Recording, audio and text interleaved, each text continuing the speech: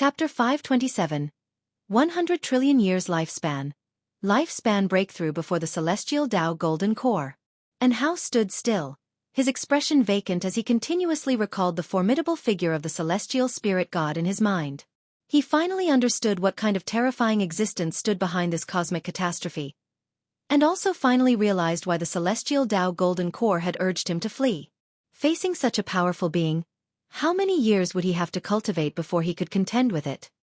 He had spent thousands of years with the young immortal emperor, often exchanging insights about the heavenly Tao, and the fall of the young immortal emperor had also deeply touched him, who had experienced the celestial Tao reincarnation. In the midst of the unknown, who exactly controlled everything? At the same time, others felt as conflicted as in Hao.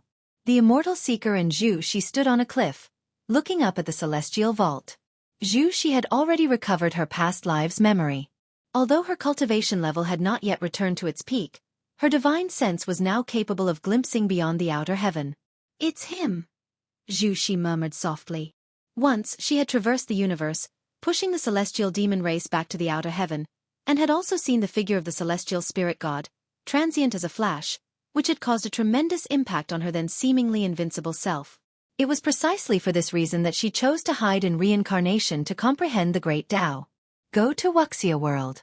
Sight being the strongest in one realm, yet not the strongest in the universe, she was well aware that such a status would inevitably lead to an end sooner or later. The immortal seeker said with emotion, "He's become stronger than before." Xianxia turned to look at the immortal seeker and asked, "You know him?" The immortal seeker answered, "There's some history." Xianxia suddenly felt the immortal seeker was hiding something from her, and that obtaining the heaven and earth Tao fruit would be more difficult than she imagined. She might even face the mighty one she had just thought of. Thinking of this, she grew worried and wondered whether she should give up on the heaven and earth Tao fruit and stay away from the immortal seeker. The news of the young immortal emperor's demise spread like the wind throughout the celestial spirit great world, and the information about the adjoining of another great world to the celestial spirit great world caused a huge stir everywhere. An unprecedented change was coming to the human world situation. However, these changes did not affect Guan's life, who continued to insist on gathering medicinal herbs to accumulate his lifespan. With the merging of the two great worlds, more and more cultivators started going to this new world for training, which, to some degree, lessened the fights. That great world, not as strong as the celestial spirit great world, with far fewer beings, could only submit in the face of invasion by various sects from the celestial spirit great world. Against such a backdrop, over 600 years swiftly passed. On this particular noon, Guan was in the mountain god temple in the North Sea mountain ridge, gathering medicinal herbs, maintaining the form of the mountain god with an opera mask covering his face. His actions suddenly froze. Your lifespan has broken through 100 billion years for the first time, activating the lifespan breakthrough function. Lifespan breakthrough. You can consume lifespan to obtain options for breakthrough locations that pose no threat to you and are suitable for your current realm. Both traveling to and from these locations will consume a certain amount of lifespan. Huh? This function. Guan felt this function would be very helpful to him. As his realm continued to rise, the commotion caused by his breakthroughs would also increase. At the very least, it was no longer suitable to make them in the celestial spirit great world, which could easily lead to trouble. He didn't want anyone to know his realm, including those around him, so his breakthroughs had to be secretive. But this is a real rip-off. From now on, selecting a breakthrough location will consume lifespan, activating a lifespan barrier will consume lifespan, and even improving Taoist technique will require lifespan. Guan exhaled deeply, yet he felt quite happy inside. Although he was using up lifespan in more ways, it also made him more secure. Lifespan, after all, could be accumulated through medicinal herbs. Although he could find a breakthrough location on his own, there would always be accidents. Guan began to look forward to his next breakthrough. He didn't use it right away, preferring to finish gathering the medicinal herbs from the mountain god temple first. Once today's tasks were done, he could make his breakthrough. Guan's mood became joyous, and he began to hasten his motions. After a while, profound mysterious Zhenren walked down the mountain path and came to Guan's side, with a teapot in hand. Guan, transformed into the mountain god, seemed like a porcelain figurine in his presence. Mountain god, the great heaven and earth has become even vaster. Now, the achievements of young immortal emperor are widely celebrated. What do you make of it? Profound mysterious Zhenren asked softly. Although the young immortal emperor had fallen for hundreds of years, living in the deep mountains, profound mysterious Zhenren received news of the outside world very slowly and had only recently learned why the young immortal emperor had perished. The young immortal emperor had tried to aid all beings in the great heaven and earth in overcoming a great calamity by trying to unite various heavens and earths, ultimately meeting celestial punishment. Such actions were worthy of admiration. Even though profound mysterious Zhenren didn't understand how the heavens and earths were to unite, in an age of power struggles, he deeply revered a ruler like the young immortal emperor who would make sacrifices for all beings. Profound mysterious Zhenren wanted to become such an unparalleled hero, to die for all beings. What a thrill it would be. Just thinking about it filled him with a fiery passion. Guan replied. He indeed achieved great deeds, and it's a pity he died. The young immortal emperor had once spent many years in the Third Medicine Valley, and Guan had a good impression of him. But this impression was not enough for Guan to take the risk of protecting him against the celestial spirit god. Not everyone can be a savior, but before the savior emerges, many precede them in sacrifice, their actions awakening the will of all living beings. The death of the young immortal emperor had incited the indignation of the beings of great heaven and earth. With the major sects fanning the flames, the intervention of the celestial spirit god left the leaders of these sects in despair, unclear about the nature of the world they inhabited. What hidden schemes lay behind the celestial spirit great world? More and more people felt that this world was a prison they couldn't escape, and the calamity seemed more like some powerful force compelling them to slaughter each other, making their lives seem laughable. If death was inescapable, what was the purpose of pursuing the immortal Tao? Now that profound mysterious Zhenren had reached the cultivation level of the Nirvana realm and after entering the immortal Tao realm, his confusion grew, and he knew that the so-called immortal Tao realm was still far from the omnipotence of the immortal gods. He looked at Guan, yearning to ask, "Have you repeatedly saved all living beings and yet avoid public attention because you know the hidden truths of great heaven and earth?" He held his tongue. He was afraid of courting misfortune through careless speech. Guan walked forward and said, "Nothing in this world is ever permanent, not even the power that seems supreme at the moment."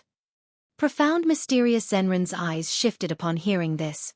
He sensed another meaning. The mountain god was also dissatisfied with the forces behind great heaven and earth, even possibly wanting to overthrow them. Profound mysterious Zhenren felt a fire ignite within himself, deciding that he would practice harder from now on, to one day stand shoulder to shoulder in battle with the mountain god. Guan heard his heart's voice, feeling helpless and amused. "I was just trying to comfort you." An hour later, Guan left the mountain god temple but didn't head straight back to the North Sea mountain ridge. Instead, he stepped into the woods of another continent. Standing under the shade of the trees, he began to use the lifespan breakthrough function. You have activated the lifespan breakthrough function. Based on your current realm, we have selected the following breakthrough locations for you. 1. War Spirit Holy Mansion. 2. Netherworld Deep Sea. 3. Celestial Extreme 9 Heavens. 4. Path of the Great Tao. 5. Tao Source Ancestor Tree. Guan initially thought there would only be 3 options since lifespan reincarnation had only 3, but he didn't expect the lifespan breakthrough to present 9 choices. The names of these places alone felt significant. Had it not been for the hints that these places held no danger for him, he wouldn't dare to venture there. Of course, there was no danger for him now, but that might change once he started the breakthrough, which meant that he would have to activate the lifespan barrier. Chapter 528. Breakthrough to Balancing Heaven Golden Immortal Realm Perfection. Guan looked at the 9 options before him, sinking into contemplation. These names all seemed good, but some places were forbidden. The War Spirit Holy Mansion wouldn't have anything to do with the battle court, right? Netherworld Deep Sea is out of the question. The land of reincarnation is also very dangerous. The ghost immortals of the 9 Divine Mansion are terrifying. It would be troublesome if encountered. The Path of the Great Tao, that's the cosmic space beyond the world gate, linking the different great thousand worlds, who knows what one might run into. Guan began to weigh his options. Judging by the names was indeed difficult. His current cultivation level was not enough to deduce the origins of these place names. Clearly, these places were not part of the celestial spirit great world. They were located beyond the world gate. He pondered and pondered. Guan decided to break through in the celestial extreme 9 heavens. With a thought, he immediately made his decision. Transferring to Celestial Extreme 9 Heavens will cost 10 billion years of lifespan. Continue? 10 billion years? Wouldn't that be 20 billion years of lifespan back and forth? Guan's brows furrowed. He had guessed that the lifespan breakthrough would be costly. After all, it was a lifespan function that was enabled by 100 billion years of lifespan. The consumption of lifespan would definitely be huge. Go to Wuxia world. Sight, but he had to break through. The remaining 80 billion years of lifespan should be enough for his breakthrough. Now he could only hope that this place of breakthrough was worthy of the lifespan he was about to spend. After a moment's hesitation, Guan chose to continue the transfer. As soon as the thought settled, he felt an irresistible force envelop him. He didn't feel uncomfortable but rather felt an indescribable sense of profound mystery. His eyes involuntarily closed, and his senses went numb.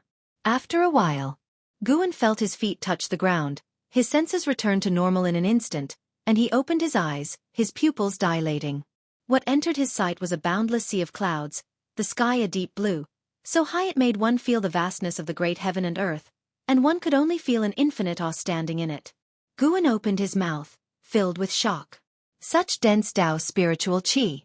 The Tao spiritual qi here was denser than that in the universe outside the celestial spirit great heaven and earth, and purer too, without a hint of impurity. Guan felt that the 10 billion years of lifespan were well spent. He immediately activated the lifespan barrier to prevent the passing of other powerful beings. The lifespan breakthrough would take him to a safe place, but it didn't mean this place would always be safe. After the lifespan barrier was activated, Guan's heart finally settled.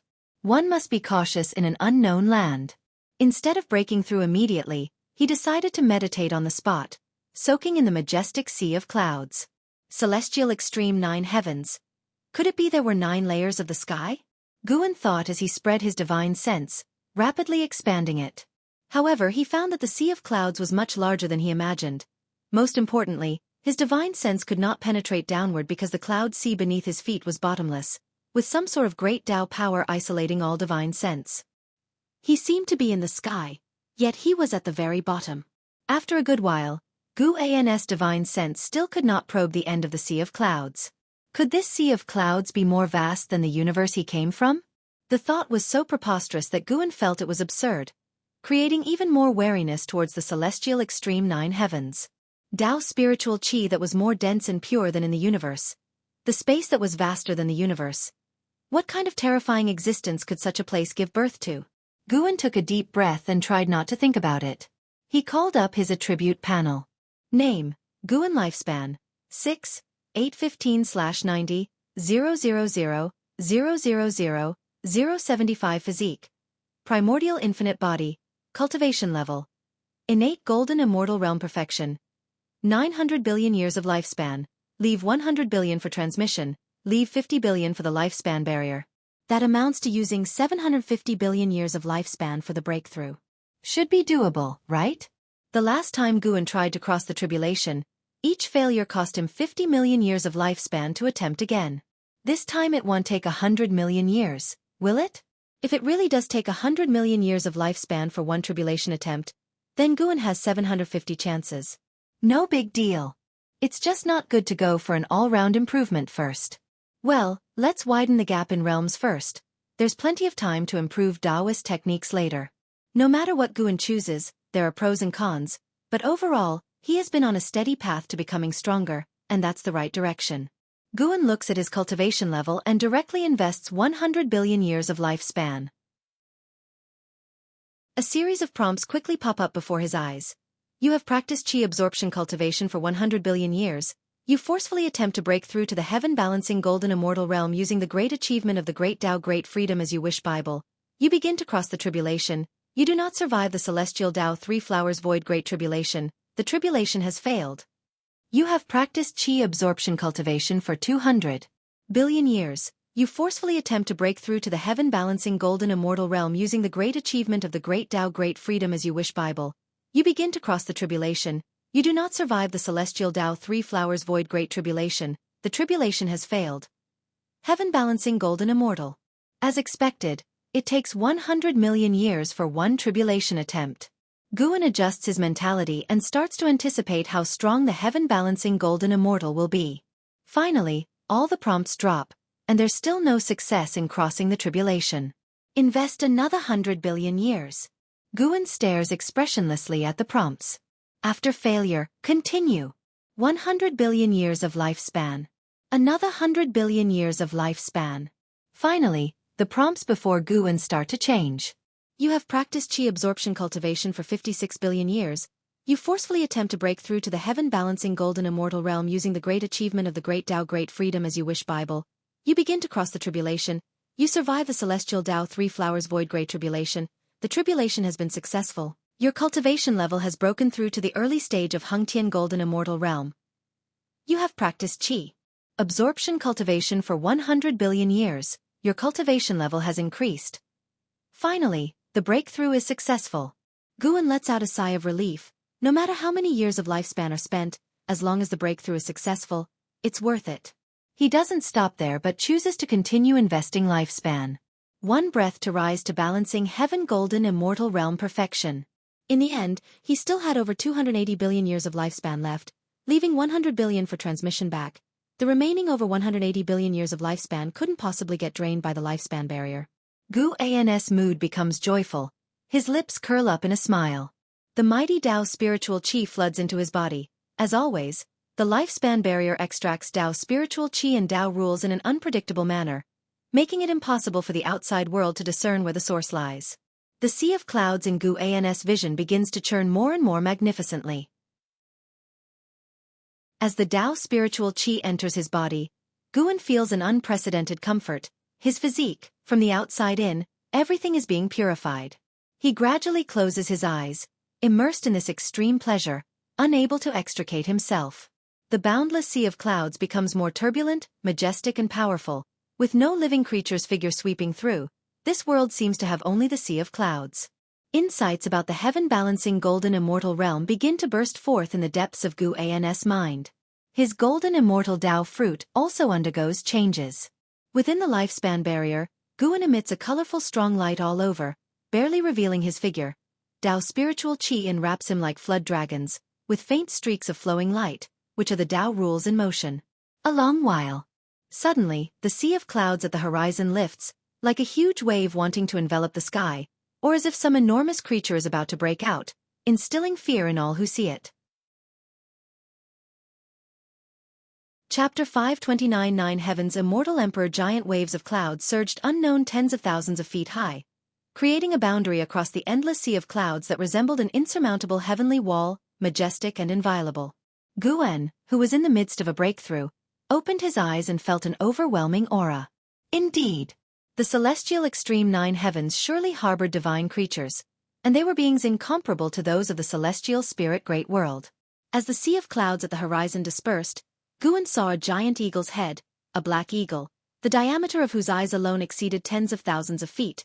It seemed like a divine spirit beyond the heavens, peering into the trivial matters of the lesser worlds. Safely within the lifespan barrier, Guan wasn't afraid. He sent his divine sense towards this eagle. Celestial extreme divine eagle, late stage of innate golden immortal realm 38,009,982. 763/5, 000, 000, 000, 000, 000/5, 000, 000,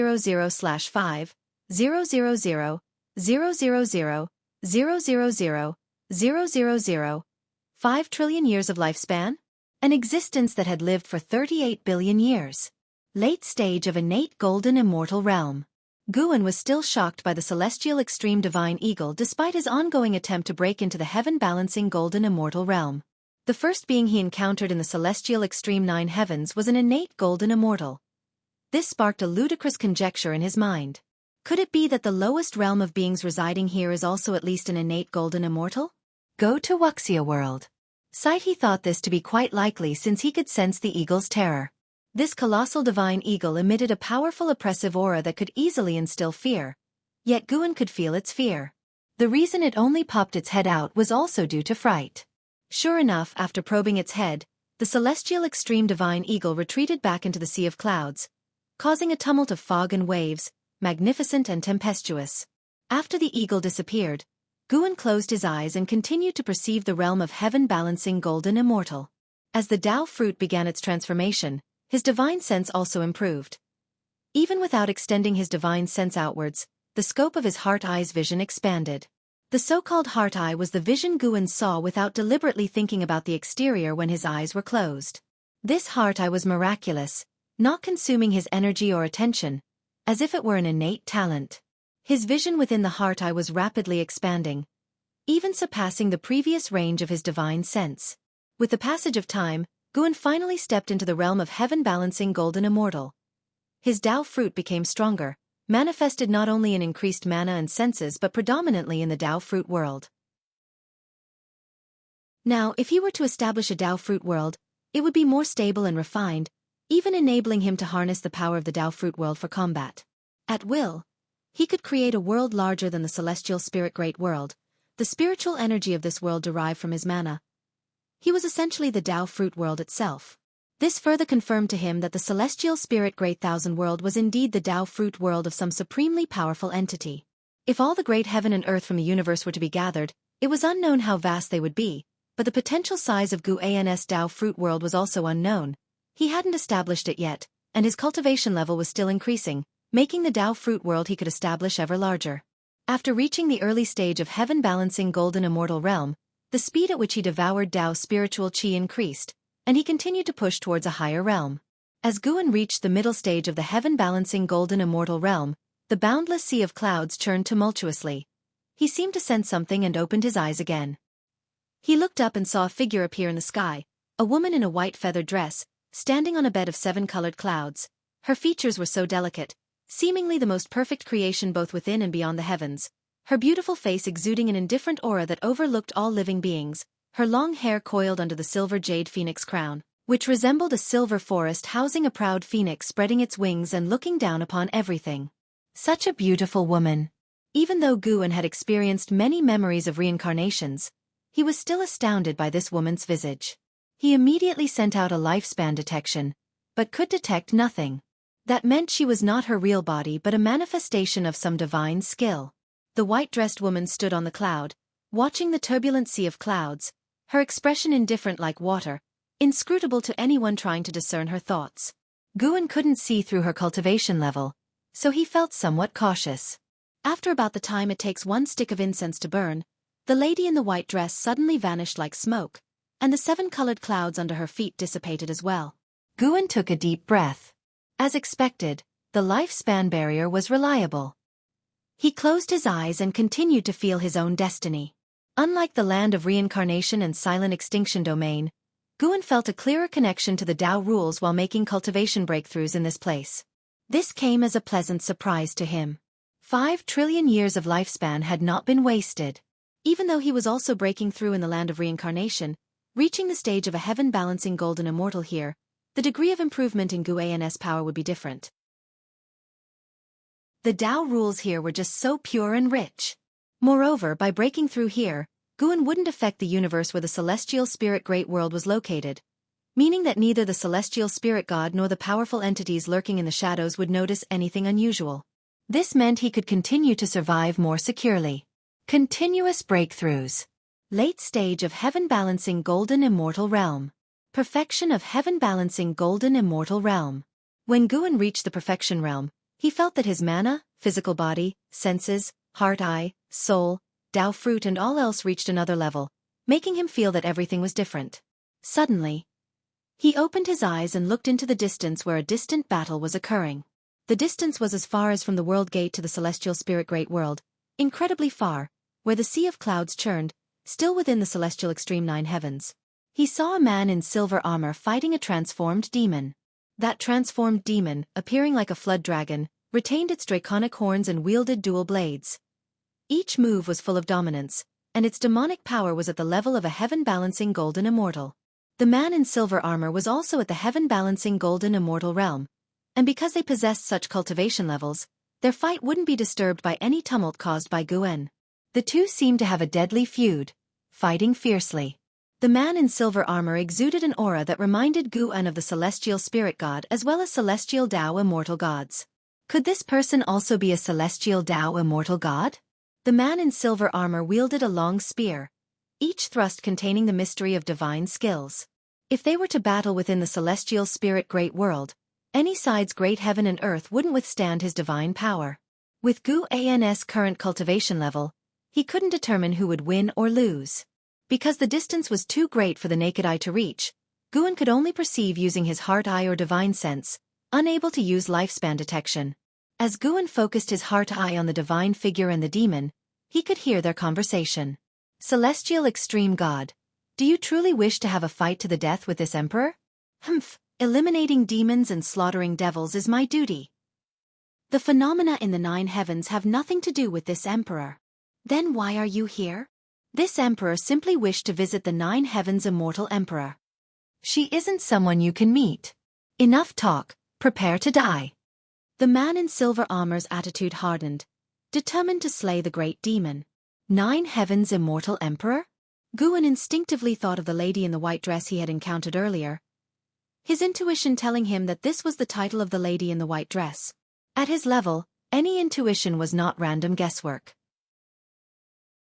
It must be due to a tight causality linking the name of the 9 heavens' immortal emperor to the image of the lady in the white dress that he could make such a judgment. Chapter 530.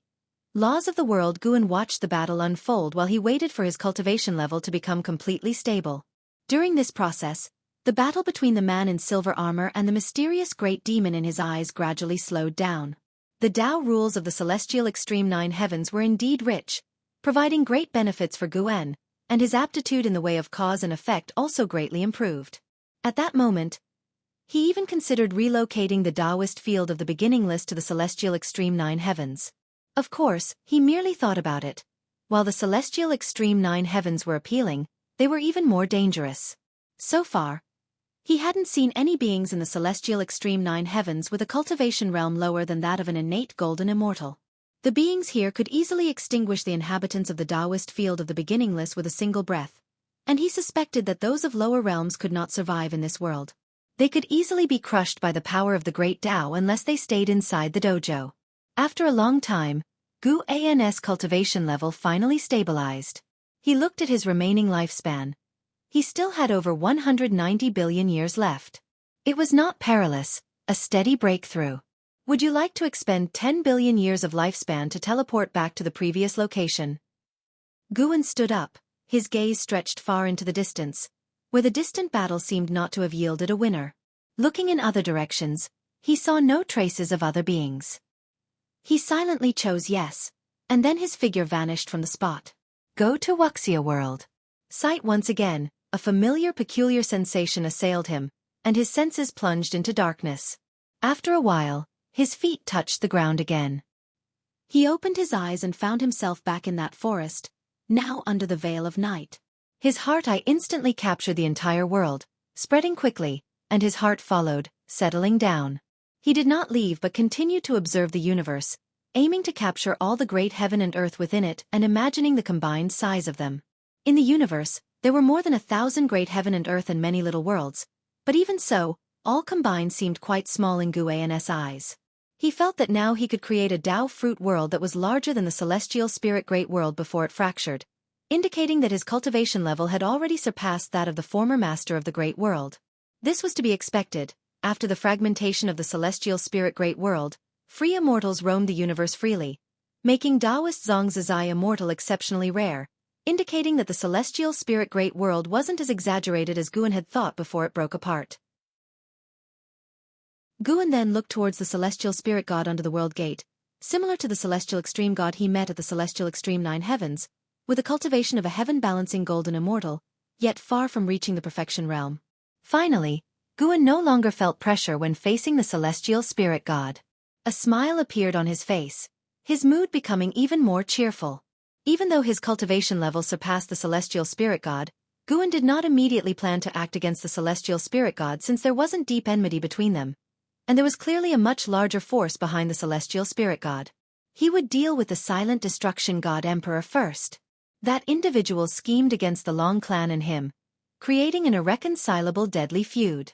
The celestial spirit god, at most, differed in stance, acting out of their duty, not because of Guan, whereas the silent destruction god emperor acted out of self-interest. Guan stepped forward, enjoying the night scenery of the forest. The tiny insects in the dark appeared so vivid, Their world was also vivid, bearing similarities to the world humans lived in. Busy with survival, entwined with cause and effect. Great Thousand World, Great Heaven and Earth, Little World, and the world of insects. All these worlds had their strengths and weaknesses, but all followed a set of rules. In the darkness, a mantis slowly emerged from beneath a leaf, creeping closer to a cicada. At dawn, the sunlight broke through heaven and earth. Between the mountains lay a lake, enshrouded in fog, resembling a paradise from the human world. Liya stood by the lake, holding the 9 extreme sacred heart sword, his gaze fixed on a man in black robes in the distance, his hair disheveled, resembling an evil demon. The man in black robes was actually the transformation of the silent destruction god emperor, who was pondering the ways of the sacred heart sword Tao. Liya had always been wary of this man, but the sword annihilation ancestor dared not drive him away. This man even taught him divine skills, so he could only endure in silence. Watching the man in the black robe enthralled, Liya was very curious. What was this man's background? What was he scheming? Why did he want to study the sacred heart sword Tao but not go to the river of sword Tao? The sword annihilation ancestor had once taken Liya to the river of sword Tao. The splendor and dazzle of it had left Liya with unforgettable memories. He really wanted to visit the river of sword Tao again, but the sword annihilation ancestor said that with his cultivation level, he could not stay long in the river of sword Tao. He wondered if junior brother Gu had ever been there. Suddenly, Liya thought of Guan. Although Guan had revealed his true identity, in his heart, Guan would always be his junior brother. It wasn't that he wanted to take advantage, but he felt that the title of junior brother Gu made him feel closer. The supporting Tao sword venerable seemed too distant, and he only felt respect towards him. As soon as he thought of Guan, Liya's lips involuntarily lifted in a smile. He and Guan had grown up together, feeling that Guan was not pretending. Perhaps Guan in this life was just an identity of supporting Tao sword venerable's reincarnation. Because of this, he trusted that the Guan in his memories was more real than the supporting Tao sword venerable. Suddenly, the sword annihilation ancestor appeared behind the silent destruction god emperor, and the two seemed to be communicating telepathically. Liya could not hear them, and soon, the two disappeared from the spot. Seeing this, Liya did not think further and continued practicing his swordsmanship. If he wanted to catch up to junior brother Gu, had become the world's top swordsman first. He did not notice that behind him at the top of the trees, Guan was standing on the leaves, silently watching him. Mountains behind and mist rising from the lake, the scene was so aesthetically peaceful and serene. Guan, having just achieved a breakthrough, thought of Liya, so he came to see him. Looking at Liya, he recalled the feelings and ambitions of their youth. One must not forget one's original aspirations. Reminiscing about the past occasionally could also make his heart more resolute. Guan decided to wait until the silent destruction god emperor had completely passed down the divine skills to Liya, then he would take action against him. As for whether killing the silent destruction god emperor would provoke a stronger existence, he did not care, since the world gate separated them from other great thousand worlds.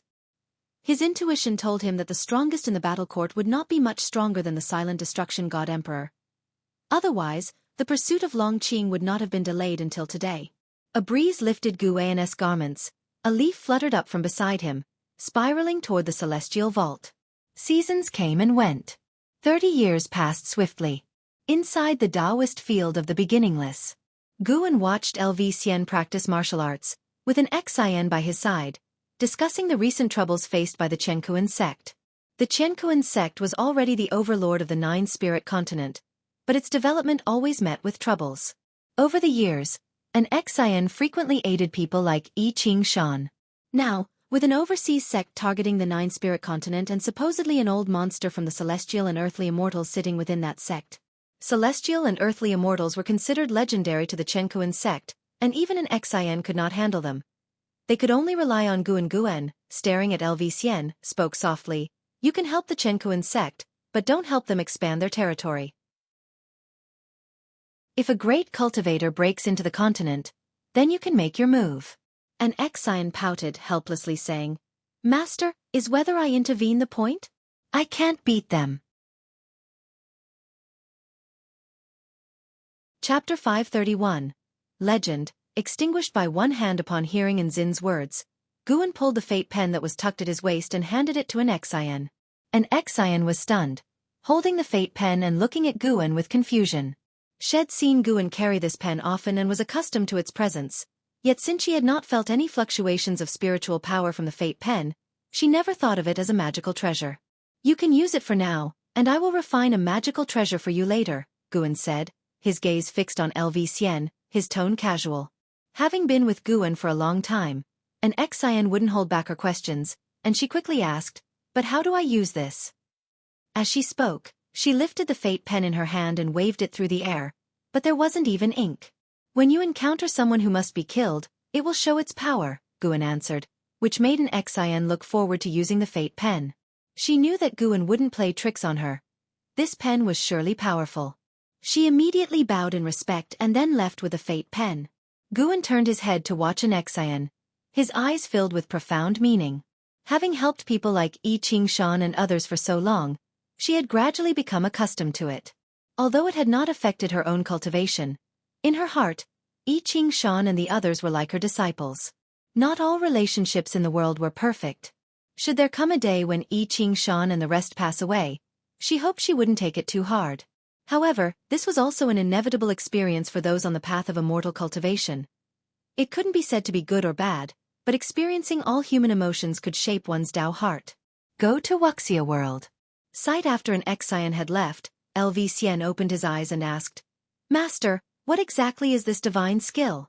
"It doesn't seem like a divine skill, it's very mysterious, and even though I am cultivating, I can't clearly describe its profound mysteries." After entering the Taoist field of the beginningless, Xian started to address Guan as master, and Guan did not refuse since their relationship hadn't reached the level of brotherhood before. Guan looked up at the celestial vault and said, "Indeed, it's not a divine skill. Once you master it, you will understand what it is. It will help you dominate this part of the human world." Upon hearing this, Xian instinctively asked, "Just this part of the human world?" Guan turned his head towards him, his smile ambiguous, and said, "Can your eyes contain the entire human world?" Xian was taken aback and could only offer an awkward smile. Guan's gaze drifted into the distance, his face revealing a look of anticipation. It was finally coming to an end.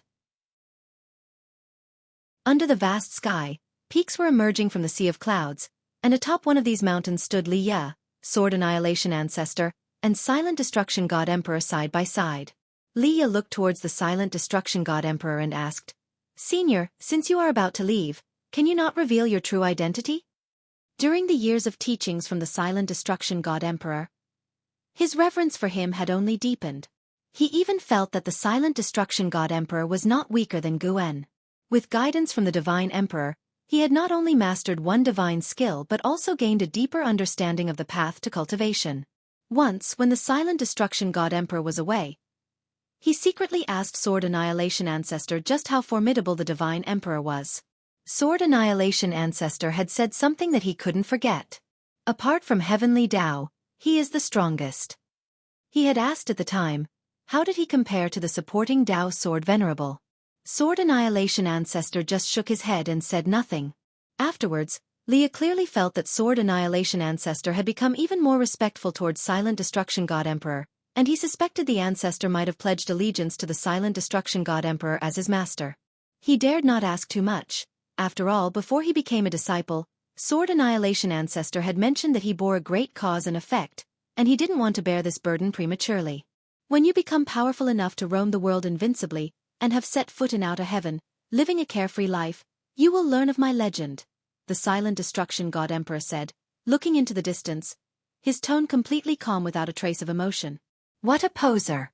Liya thought to himself, yet he longed for such an attitude. How many more years would he have to cultivate before he could speak such words with confidence? Sword Annihilation Ancestor followed, saying, I will do my best to train him to that level. It doesn't matter, the Silent Destruction God Emperor said. I don't care how high his achievements will be in the future. The divine skills have been imparted, and we are clear of debt and responsibility. With those words, the Silent Destruction God Emperor stepped forward, his footsteps landing in the air as if an invisible path lay beneath his feet. Before Liya could even begin to marvel at the Silent Destruction God Emperor's dominance, suddenly, a figure appeared before them. Slap! A hand pressed down on the Silent Destruction God Emperor's shoulder, rendering him immobile. The pupils of the silent destruction god emperor suddenly contracted, and in an instant, his face was shrouded in dark energy. Dark armor enshrouded him, as he transformed into his true form.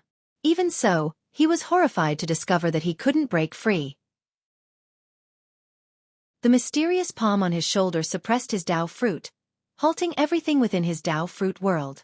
Both Li Ya and the Sword Annihilation Ancestor were startled by the sudden appearance of the figure. The Sword Annihilation Ancestor wanted to speak, but an extreme terror pressed down upon him, leaving him unable to move or speak. Li Ya also experienced the suppression, but he wasn't panicked, because the figure of the newcomer was forever unforgettable to him. It was the supporting Dao sword venerable. No. It was Guan, using the Demon Shadow Divine skill. Wrapped in dark purple demonic chi, Guan looked even more sinister than the silent destruction god emperor. He stood at the edge of a cliff, a single hand pressing down the silent destruction god emperor suspended in mid-air, preventing him from advancing further. All of heaven and earth seemed to quiet at once. Your legend. Guan's voice rose, and his right hand squeezed. The silent destruction god emperor was annihilated in an instant, turning into a wisp of black chi, which then condensed in Guan's palm. The powerful silent destruction god emperor was completely defenseless in Guan's grasp. Seeing the silent destruction god emperor being annihilated instantly, both Li Ya and the Sword Annihilation Ancestor's eyes widened. Guan turned his head. Although they couldn't see his face clearly, Li Ya and the Sword Annihilation Ancestor felt as if they were being seen through, especially the Sword Annihilation Ancestor, who was extremely fearful. A voice echoed in the Sword Annihilation Ancestor's mind. You shall not utter a single word about today's events. With the voices full, Guan vanished into thin air. As he disappeared, the terrifying suppressive force also vanished. The Sword Annihilation Ancestor felt like a great weight had been lifted, but he was still shaking with residual fear. Leah stood still on the spot. The words of the silent destruction god emperor still echoed in his ears. Go to outer heaven to hear his legend. The legend, could it be extinguished by Guan? With a mere hand? Leah was caught in a shock. Only a moment ago, he had been inwardly convinced that the silent destruction god emperor was the only one who could possibly be stronger than Guan. And yet Guan had appeared and extinguished the silent destruction god emperor. At this moment, he even harbored a ridiculous suspicion. Could it be that Guan had heard his inner thoughts, and that's why he appeared? Then, he dismissed this suspicion, thinking himself foolish to come up with such an absurd reason. He began to feel confused. What enmity did Guan have with the silent destruction god emperor? He turned his head to look at the Sword Annihilation Ancestor, and his expression changed accordingly. After so many years together, he had never seen the Sword Annihilation Ancestor show such a look. Fear, despair, relief, nervousness, and more. Seeing the Sword Annihilation Ancestor with such a complex and troubled expression, Leah felt as if something inside him had shattered. How could the master he revered be less formidable than junior brother Gu? He suddenly felt lost. Chapter 532. Ascending to Yellow Heaven, Emperor of Absolute Thought. Leah struggled to adjust his emotions. He looked at Sword Annihilation Ancestor, cautiously asking, Master, are you all right? Although the image of his master had collapsed in his heart, the many years of guidance were a kindness he could not forget. Sword Annihilation Ancestor came back to his senses. He took a deep breath and said, I'm all right, but you must forget today's events, or it will bring about great trouble. He knew very well how terrifying the silent destruction god emperor was, and this one was the original entity. Having the capability to suppress the silent destruction god emperor so easily, the Tao practice of that being just now. Sword Annihilation Ancestor couldn't help but tremble. He even dared not think deeper. The pressure Leah felt was far less than that of Sword Annihilation Ancestor. He didn't feel that Sword Annihilation Ancestor was too cowardly. After all, considering his relationship with Guan would definitely take care of him. Say, junior brother Gu sure knows how to scare my master, truly not giving any face. Leah felt emotional. He also couldn't help but wonder, just how high was junior brother Gus's cultivation level? How could such an unrivaled powerful existence be so easily defeated by junior brother Gu? Leah couldn't figure it out. He just couldn't understand. How many years had Guan cultivated, and how many hardships had he endured to become so powerful? Leah couldn't imagine. Go to Wuxia world. Sight Sword Annihilation Ancestor also couldn't imagine, even as a profound Yuan-free immortal, in his knowledge, apart from the celestial spirit god guarding the world gate, the silent destruction god Emperor was the most powerful being. Previously, supporting Dao Sword Venerable had exterminated the incarnation of the silent destruction god Emperor, and when the silent destruction god Emperor himself arrived, it frightened supporting Dao Sword Venerable to leave the celestial spirit great world, undeniably proving the power of supporting Dao Sword Venerable. But now, Sword Annihilation Ancestor could accept the defeat of the silent destruction god Emperor, but could not accept that the silent destruction god Emperor had no power to fight back. The celestial spirit great world became a frightening place in the eyes of Sword Annihilation Ancestor. The once center of the great thousand world indeed hid unfathomable and terrifying cause and effect. He dared not be curious about who that being was, only hoping he could forget. Having lived for so many years, he knew very well that even without speaking, remembering certain things could also bring boundless trouble. On the other side, Guan had already returned to the Taoist field of the beginningless. The reason he spared Sword Annihilation Ancestor was firstly due to Li Ya's face, and secondly because he had ways to eliminate the cause and effect, ensuring the incident wouldn't be spread. He arrived in his courtyard, lying on a chair. He raised his right hand and flipped it open, revealing a black pearl, which was transformed from the silent destruction god Emperor. The black pearl was not the true body of the silent destruction god Emperor, but was suppressed by Gu An's power of cause and effect. Within the black pearl, the silent destruction god Emperor was helpless, unable to escape, only to be handled by Guan. The silent destruction god Emperor had possessed so many of the Long Clan's juniors, Guan couldn't just kill him, he needed to understand the reasons. He began to soul-search the silent destruction god Emperor. The flowers and grass in the courtyard slightly swayed, and sparrows chirped on the old trees, enhancing the liveliness of the courtyard. Shen Zhan came back carrying a bamboo basket. She was in a good mood, humming a little tune she had heard from the folk. When she saw Guan admiring a black pearl, she couldn't help but ask, "What is the origin of the pearl in your hand?" She was just curious and didn't think much about it. Usually, Guan liked to fiddle with little gadgets, making others feel cultivation was easy for the highly skilled, with no need for daily practice. "I picked it up in the river," Guan casually replied. His heart, however, was filled with murderous intent. Through soul-searching, he saw the tragic conditions of generations of the Long Clan's talented members. The lighter cases were possession, the severe ones endured endless torment, being tortured to death alive. The silent destruction god Emperor was not reincarnated into the Long Clan, but targeted the exceptionally talented disciples of the Long Clan for possession, thus seizing their lives. If the possession failed, he would find ways to take their bloodline, making the victims endure unimaginable pain. As Guan had guessed, the silent destruction god Emperor had indeed targeted the Long Clan's bloodline because of Long Zhan. The divine emperor had noticed Long Zhan when he roamed the universe. He found Long Zhan's growth rate astounding, hence always kept him under covert observation. When Long Zhan crossed the 9 heavens of the immortal path, he felt threatened, thus making his move to execute him. Afterward, he took Long Xian as his disciple and assisted Long Xian in rebuilding the battle court, having a genuine mentor-disciple bond with Long Xian, without ever attempting possession. Later, Long Xian was killed by a supreme being, and the silent destruction god Emperor could not avenge him, which deeply provoked the silent destruction god Emperor. Afterwards, Long Xin's grandson exhibited a talent no less impressive than Long Zhan's. He then became greedy, continuously searching and continually failing, making him more obstinate, eventually leading to a great disaster. The one who killed Long Xian came from ascending to Yellow Heaven, known as Emperor of Absolute Thought. In the memory of the silent destruction god Emperor, at that time, he had yet to reach the middle stage of the innate golden immortal realm. Facing the Emperor of Absolute Thought, he was completely powerless and only managed to escape by using a secret technique. After that, he never encountered the Emperor of Absolute Thought again, and he dared not venture to ascending to Yellow Heaven, which seemed to be a forbidden place to him. Besides, Guan also learned about another existence. Immortal Emperor. This person was the Lord of the War Court, initiating the war that overthrew the power of the Long Clan. He was also the longest ruling entity of the battle court, claiming he could be eternally immortal as long as a living being could chant his title, allowing him to resurrect. The silent destruction god Emperor was also wary of the immortal Emperor. The two never clashed.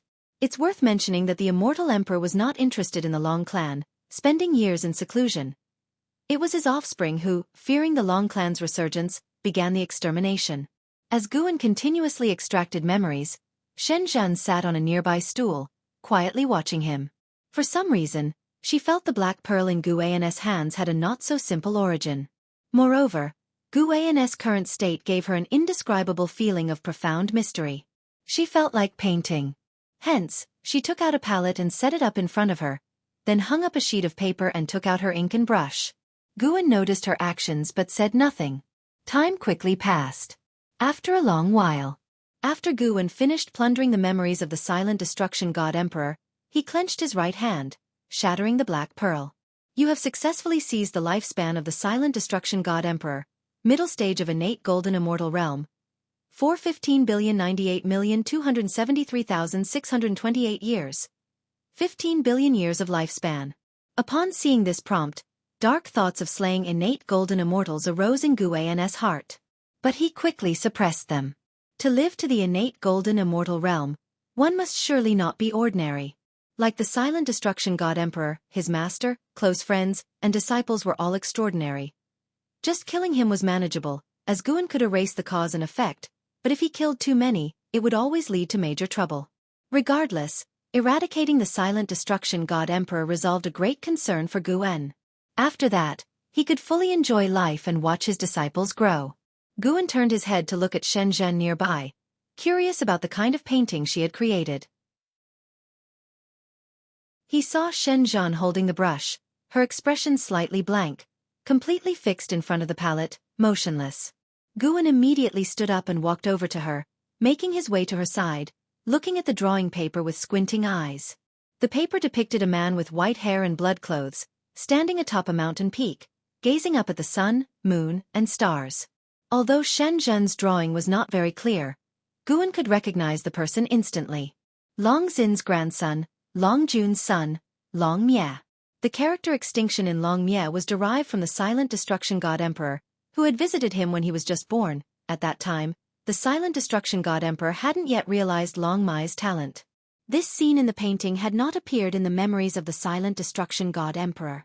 After the silent destruction god emperor captured Long Mie, and before he had attempted possession, they encountered a great Dao storm on the path of the great Dao, which obliterated Long Mie while severely injuring the silent destruction god emperor. Chapter 533 Buddha Immortal. Could Long Mie be alive? Guan gazed at the painting by Xianxia and speculated thus in his heart. Indeed, in the memories of the silent destruction god emperor, he and the battle court were doing their utmost to slaughter the Long clan, yet descendants of the Long clan always managed to escape. Only when Long Qing came into the picture did the silent destruction god emperor seem to hold some trepidation, beginning to observe secretly. Could it be that Long Mie was protecting the descendants of the Long clan from the shadows? As Guan pondered this, he lifted his hand and gently patted Xianxia's shoulder. Xianxia suddenly snapped back to reality. Subconsciously, she turned her head to see Guan, and upon recognizing him, she let out a sigh of relief. She spoke up. Just now, I felt as if I'd fallen into some sort of magic barrier. I saw a person who kept staring at me. It was so frightening. During the conversation, she glanced over at her own painting, fear showing in her eyes for the first time. Guan asked, "What else did you see?" Xianxia began to describe the magical barrier she had experienced. Below the mountains in the painting was a sea of blood with bones bobbing up and down, a sight so startling it was unbearable. The blood sea felt so oppressive to her that she couldn't bring herself to depict it. The man in blood clothes standing atop the mountain peak gave Xianxia an endless sense of desolation. Even though she couldn't see this man's past, she could feel the deep vengeance of the blood sea he bore in his lonely, unsupported existence. Go to Wuxia world. Sight listening to Xianxia describe the feelings Long Mie incited in her, Guan sighed internally. It appeared the karmic resolution for the Long clan hadn't been completely settled yet. After Xianxia had finished speaking, Guan said teasingly, "It seems your enlightenment could also bring about a heart demon. You'll have to be careful in the future." Xianxia nodded, but she was somewhat perplexed in her heart. She had been looking at Guan when she painted this scroll, which meant the person in the painting likely had some kind of connection to Guan. Seeing that Guan didn't wish to speak, she refrained from asking more. Over the years, through Guan's guidance, she had painted many pictures and was well aware that Guan had an extraordinary background. Precisely because of this, she refrained from asking too much, so as not to cause trouble for Guan. After chatting for a while, Guan turned and went back inside. He still needed to reflect deeply on the memories of the silent destruction god emperor, and contemplate when to make a move against the battle court. The battle court was created by his reincarnation body. Now that it had been usurped and was used for evil, he had to resolve this karmic thread. After watching Guan return to the house, Shen Zhen's gaze fell back on the painting, her expression turning curious. How strange. Why does he resemble Guan somewhat? Shen Zhen mumbled to herself, suddenly forming a bold speculation. Could the man in the painting be one of Guan's past lives? Thinking this, her heart suddenly felt uncomfortable. Guan was always so kind to those around him, never losing his temper. He was always willing to shoulder the troubles of others, yet he himself had endured hardships unimaginable to ordinary people. Shen Zhen had always found Guan to be great, able to treat people well, and even rescue all living beings. But as her realm grew higher, her admiration for Guan only increased. Guan always managed to refresh her view of him. Shen Zhen looked at the person in the painting, her gaze once again becoming unfocused.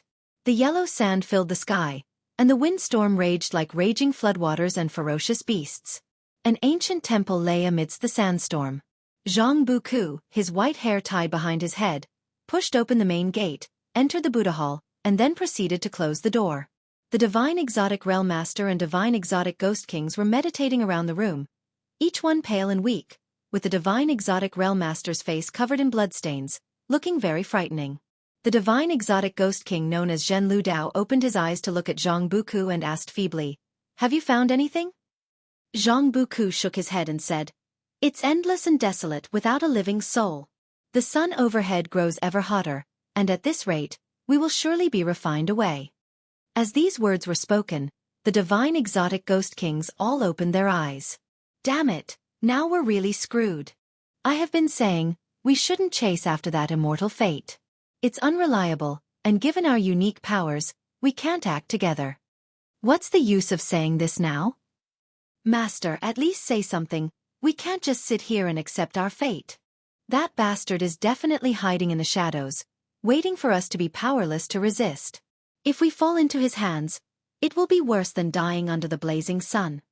The Buddha hall fell into noisy chaos, but Zhang Buku had grown accustomed to it. He looked up at the large Buddha statue behind him, which was covered in dust and appeared so ancient. Ever since he had entered this temple, Zhang Buku had felt there was something off with this Buddha statue. Although the divine exotic realm master and the divine exotic ghost kings had all checked it, he still felt uncomfortable. He had the feeling of being watched by a malicious gaze. The divine exotic realm master noticed something wrong with Zhang Buku's expression and asked, "Are you okay?" Zhang Buku looked at him and shook his head. "I'm fine, but I feel there must be a deeper intention for that person leading us into this realm. It's probably not just to wait for us to die because we're no match for him now." As these words came out, the divine exotic ghost kings stopped their bickering and all turned to look at him. Zhang Buku took a deep breath and said, "My friends, on the way here, you all saw those Buddha heads in the desert, as if left there on purpose by some being, guiding us to this temple. Maybe our chance of survival lies within this temple." Hearing this, the divine exotic ghost kings all stood up, looking around. The divine exotic realm master thought it made sense and turned his head to observe the surroundings. Slowly, a heavy silence fell upon the Buddha hall. After a while, everyone's gaze was drawn to the large Buddha statue. Defying the 9 netherworlds, Xianxia asked, "Do any of you feel something is off?" His words broke the silence, prompting the other divine exotic ghost kings to speak up, sharing their feelings as if the liveliness could drive away the unease in their hearts. Zhang Buku's pupils suddenly dilated, his eyes fixed on the large Buddha statue's eyes. Nearly touching the ceiling, the statue's face was shrouded in darkness, making its features blurry. Zhang Buku saw that its eyes were smiling. This sent a chill through his body, a fear arising instinctively in his heart. Soon, the divine exotic ghost kings quieted down too, as they also noticed the statue smiling a cold, evil grin, sensing a greed that seemed to emanate from it. They slowly gathered together, shoulder to shoulder. The divine exotic realm master stared at the large Buddha statue, took a deep breath, and asked aloud, "May I ask which senior rests here? If we have disturbed you, please show us a way out." As his words trailed off, The eyes of the Buddha statue twisted into two sly slits, all the more eerie. Do you want the immortal fate? It lies right here. An eerily cold laughter rang out, making Jianghu and the others grow even more wary, pressing even closer together. Despite his fear, the divine exotic realm master asked in a steady voice, "We are willing to forsake the immortal fate. May I inquire if the senior will allow us to leave?" "Of course not." The voice drew out the last word before suddenly shouting loudly, startling the divine exotic ghost kings into constant trembling. The Buddha statue's gaze settled on Jianghu and sneered, "I am a Buddha immortal. I need much flesh and blood to revive, though I have no wish to resurrect. One of you will be chosen to inherit my legacy." One of the divine exotic ghost kings asked bravely, "And what of the others?" The Buddha immortal turned to him and replied with a hideous laugh, "Naturally, they will be devoured by my inheritor." The hall fell into silence again. Jianghu felt uneasy under the Buddha immortal's gaze from before, intuitively sensing that they were being toyed with. He might well be selected as the inheritor, only to be attacked by everyone else. The causality tied to silent destruction vanished unexpectedly. "I have no idea who killed him. You've come just in time for me to choose an inheritor so I can be free." The Buddha immortal's voice sounded again, this time as if talking to himself. Chapter 534. The Realm of Eternal Indestructibility. The Buddha immortal's muttering made Jianghu and the others even more nervous, for they could feel the Buddha immortal's urgency. The more so, the more dangerous it was for them. The Buddha statue that the Buddha immortal had transformed into was slightly trembling, as if it were about to crack. "Escape!" The divine exotic realm master immediately gave the order, and almost instantly, the door was breached. Jianghu and the others shot out like lightning, darting into the overwhelming yellow sand. "You think this is what kind of place? Escape. You will soon find that killing each other is easier than escaping, for I have already dissolved the causal bonds between you. From this moment onwards, you are all independent beings." The voice of the Buddha immortal resounded, and Jianghu as well as the divine exotic ghost kings could feel the restraints on themselves disappear. They had obtained the freedom they had longed for. However, they were not relieved. Instead, they were more afraid. How terrifying must be the cultivation level of a Buddha immortal who could easily dissolve divine exotic causality. Even Jianghu, who was afraid of neither heaven nor earth, felt despair. Having left the celestial spirit great world for thousands of years, having endured so many hardships and dangers, is it really going to end today? In Jianghu's mind emerged the faces of Guan and Liya, not knowing how those two were getting by now. Such thoughts came quickly and left quickly in his mind. He did not have the luxury to think about so much. Go to Wuxia world. Sight after killing the silent destruction god emperor, Guan's life resumed its tranquility. The celestial spirit god also made no move, still sitting under the world gate. The 7 subordinates of the silent destruction god emperor had not noticed anything amiss. In their view, it was impossible for anything to happen to the silent destruction god emperor, and since their cultivation level was far below that of the silent destruction god emperor, they could not deduce the silent destruction god emperor's causality. The fall of the silent destruction god emperor, capable of overturning the celestial spirit great world, did not cause any impact on this world. The world's currents surge and ebb. There are always those who call the wind and summon the rain falling from power, and there are always new figures emerging, dominating the scene. Time flew by swiftly. 2,000 years passed in a blink of an eye. The human world has entered a new chapter. This year, just after the new year. Immortal Seeking Island. Guan was strolling on the street, an Xian and blood prison great saint following behind, with Xianxia walking in front, bending over, continuously introducing the situation along the way for the 3 of them. Xianxia, who was over 8,000 years old, had also reached nirvana, and now held a very high status on Immortal Seeking Island. Many people seeing him so respectfully guiding others, could not help casting curious glances at Guan. However, as soon as they turned their heads, the image of Guan was gone from their minds, leaving them puzzled, but it wasn't long before even that puzzlement disappeared. Guan, looking at the bustling Immortal Seeking Island, had a smile on his face. After leaving the Supreme Sect, Guan still maintained his relationship with Human World Peak and Immortal Seeking Island. Both powers considered him a reclusive great cultivator, and no one associated him with supporting Tao Sword Venerable. The great heaven and earth is too vast. How many great cultivators were there under the heavens, like carps crossing the river, The supporting Dao sword venerable had already been forgotten by the world. Hu Shaojian kept talking, all the while observing Gu An's expression. Seeing that Guan was satisfied, he felt very excited. Although he often saw Guan, today was different. Immortal Seeking Island was hosting its once-century grand event. He was personally in charge of handling it. The street was full of trading stalls, with cultivation treasures as far as the eye could see. Everything that met the eye was his accomplishment, so naturally, he hoped Guan would praise him. Actually by now he no longer needed to get anything from Guan, but he knew why he could have all this. He cherished it, and was determined to cling to Guan's coattails for a lifetime, serving him. He wasn't afraid that Guan wouldn't command him to do things. He was afraid that Guan would forget him. "You've done very well, keep it up," Guan said with a smile. Immortal Seeking Island was also important to him. Almost all of his medicinal herb seeds came from Immortal Seeking Island, as did the rewards he bestowed upon his disciples. Despite his high realm, he didn't want to revert to sneaky deeds. He wanted to speed up his path to gaining strength, and it wasn't difficult, but what he desired was to grow stronger steadily and without remorse. If he could achieve that, it would be even better. "I will definitely do better." Hu Shaojian was as excited as if he were on a chicken blood stimulant. Gu An's gaze fell upon a stall where an old man sat on the ground, disheveled, with a young boy squatting beside him. This elder was familiar to Guan. He had paid attention to him before. Qi Jiuxiao, a genius from the Star Sea congregations, had once competed for Divine Exotic City on the Taitsong continent. Guan had saved Anhao at the time, and also incidentally rescued Qi Jiuxiao and Qi Bei who were accompanying Anhao. This Qi Jiuxiao was no ordinary figure, stepping into the Nirvana realm at the age of 500. What an exaggeration. In terms of the speed of his early cultivation, he was even faster than Anhao, mainly due to the resources of the Star Sea congregations at his disposal. If reaching the Nirvana realm first were to determine talent, then the offspring of the immortal dynasty born in the Nirvana realm could not all be said to possess more talent than Anhao, could they? Guan could sense that Qi Jiuxiao was injured. While his realm remained, he was unable to gather mana within his body. The boy beside him was his progeny left in the human world, now by his side.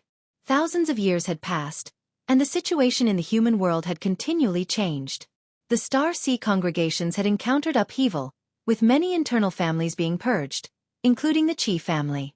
The Star Sea congregations were of no concern to Guan, and he had no intention of caring. Had it not been for people like Anhao, Profound Celestial Intent, Li Ya, and Zhang Buku who had gone to the Star Sea congregations to cultivate, he wouldn't even bother paying attention to the organization. Guan simply glanced and then withdrew his gaze, continuing forward. Qi Jiuxiao didn't notice Guan's attention, his mind preoccupied with concerns that the bustling streets could not dispel. "Master, how long will we stay here?" the boy next to him asked, his eyes falling on Guan and others, feeling that these people had an extraordinary status, their aura completely different from the passers-by. Qi Jiuxiao with his head lowered, softly said, "Until the Immortal Seeking Conference ends." Upon hearing this, the boy sighed, looking at the lively and bustling street, full of longing in his eyes. Since his birth, he had been alone, and it was only last year that he became Qi Jiuxiao's disciple. He cherished his current life, but also longed for a better path in immortal cultivation. After spending half a day at Immortal Seeking Island, Guan took an Xian and Blood Prison Great Saint away. The two had purchased many items on the island, planning to bring them back for the others in the dojo. Back at the dojo, Guan stood before the mountain of 10,000 swords and retrieved the treasured swords that he had selected at Immortal Seeking Island, embedding them into the mountain. The mountain of 10,000 swords now bristled with treasured swords, each containing its own unique sword intent. After placing the swords, Guan began to admire his creation. Over the years, aside from comprehending the great Tao, he had not neglected the sword Tao. He could now connect with the Sacred Heart Sword Tao created by Xianxia. After all, Xianxia was him, so controlling the Sacred Heart Sword Tao was not difficult for him. The Sacred Heart Sword Tao, everlasting within the River of Sword Tao, sparked Guan's interest in the River of Sword Tao. If the Tao could become a river, then it could be everlasting. This mystery fascinated him. He hoped that his mountain of 10,000 swords could reach the state of being eternal too. After watching for a while, Guan suddenly felt something, his pupils reflecting a scene. There was a great battle upon the River of Sword Tao. Both combatants possessed the cultivation level of profound Yuan-free immortal. Their sword Tao prowess was incomparable. not even weaker than the sword annihilation ancestor. Guan observed their sword Dao clash and understood their complex causality. Both hailed from different great thousand worlds, both believers of the sword Dao, and both looking up to the sacred heart sword Dao. As the long years passed by, Xianxia was no more, but his sword Dao had become an eternal existence. Chapter 535. The Calamity of a Strange God. In the void of endless darkness, a sparkling river flowed quietly, with neither its source nor its end in sight. This was the river of Sword Dao, situated within the space of the great Dao. There were no stars here, no worlds, only endless darkness, and it was the only light in that darkness. The river of Sword Dao was vast and boundless, radiating an ancient and eternal aura. Somewhere along the river of Sword Dao, two figures were engaging in battle, their forms weaving and sword chi crisscrossing. Their sword chi was incredibly powerful, but when it fell into the vast river of Sword Dao, not even a splash was raised. As the scene zoomed in, looking from behind the two men, the river of Sword Dao seemed like an immense ocean, endless from any direction one looked. The collision of two strands of sword chi, carrying the dominant might that could shatter heavens and earth, forced both figures to retreat in unison, creating a distance of 10,000 miles between them. One of them, dressed in a blue robe and holding a wooden sword, directed his gaze toward his distant opponent, squinting as he spoke. "Such a nimble sword, do you hail from the Kanglan sword domain?" The other sword cultivator, dressed in white robes, held a long slender black sword in his hand, the blade glinting with flowing light as if water slid across it. In response to the inquiry, the white-robed sword cultivator snorted coldly. "Your sword carries a fighting spirit. I didn't expect Battlecourt to have people dedicated to the sword Dao. I had thought Battlecourt was all full of obsessive lunatics." The blue-robed sword cultivator answered, "Continuing our fight won't decide a victor." The white-robed sword cultivator remained silent, his eyes filled with dissatisfaction. In the Kanglan sword domain, his sword Dao might not be the strongest, but he was invincible amongst his peers in the same realm, capable of sweeping through opposition even when entering a new great realm. But today, he had met his match, and to make matters feel worse, his opponent came from the very battle court he disdained. For a force like the battle court to produce a swordsmanship genius he could not defeat was incredibly frustrating for him. The blue-robed sword cultivator was about to speak again when he suddenly turned his head, and not just him, the white-robed sword cultivator also glanced in the same direction. They both looked towards the same direction, only to see sword chi surging out from within the river of Sword Dao, amassing into a figure on the surface of the river. CTH Nell Fire. NT website on Google to access chapters of novels early and in the highest quality. Seeing this figure, both sword cultivators frowned simultaneously, a sense of unease filling their hearts. Far in front of Mountain of 10,000 Swords, Guan also saw this figure. He was unable to deduce the figure's causality, signifying the person's high level of cultivation. Under Guan's gaze, the mysterious figure slew two profound yuan-free immortals with a single slash, then turned and walked into the river of Sword Dao, disappearing from sight. Although he couldn't see through the figure's causal origins, he felt the use of the sacred heart sword Dao. Speaking of which, even the silent destruction god emperor could not progress in his path upon seeing the sacred heart sword Dao.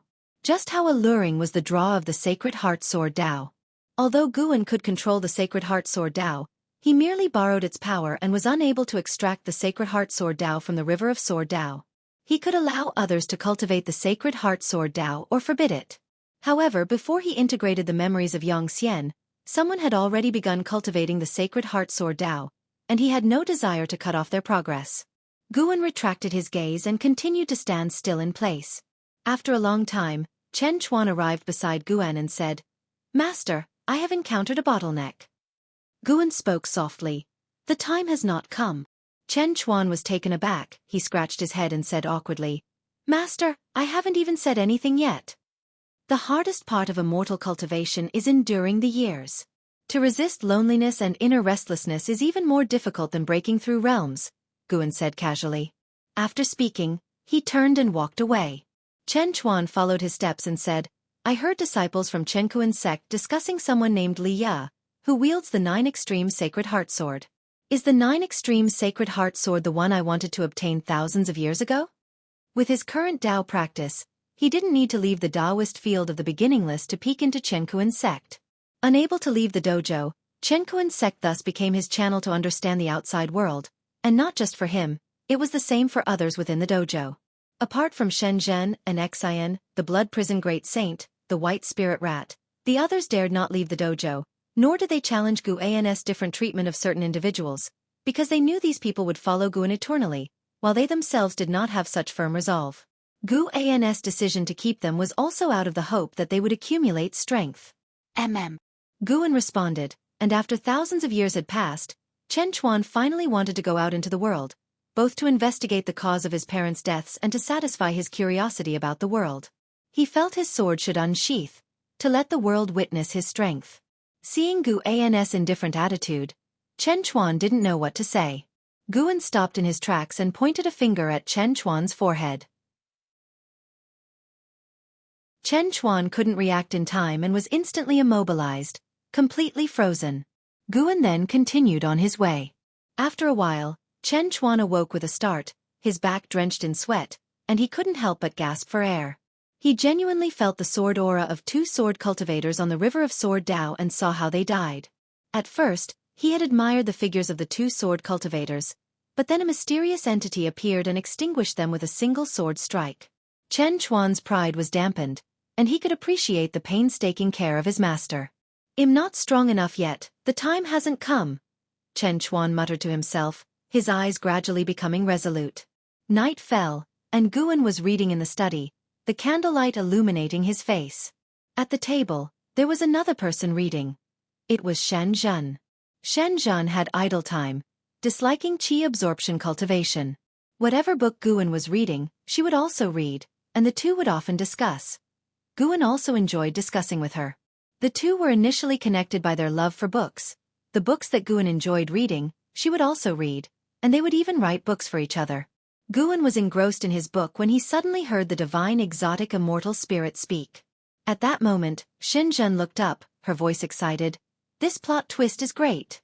In a rainy night, they start fighting over a blood feud, and when the male lead is gravely injured, they share an intimate moment to settle regrets, then kill him amid complex emotions." Guan gave her a look and said, "Can you not read these chaotic books?" He put down the book in his hand and took the book Shen Zhen was holding, then studied it carefully.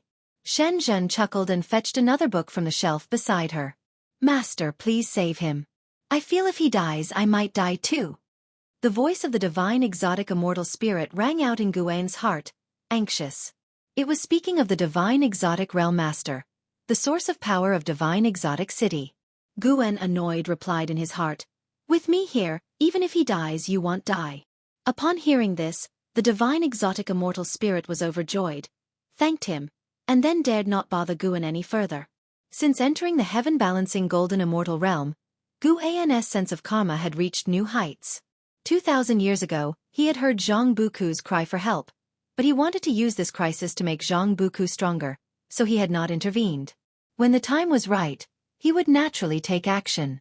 After the divine exotic immortal spirit calmed down, Gu An's thoughts drifted.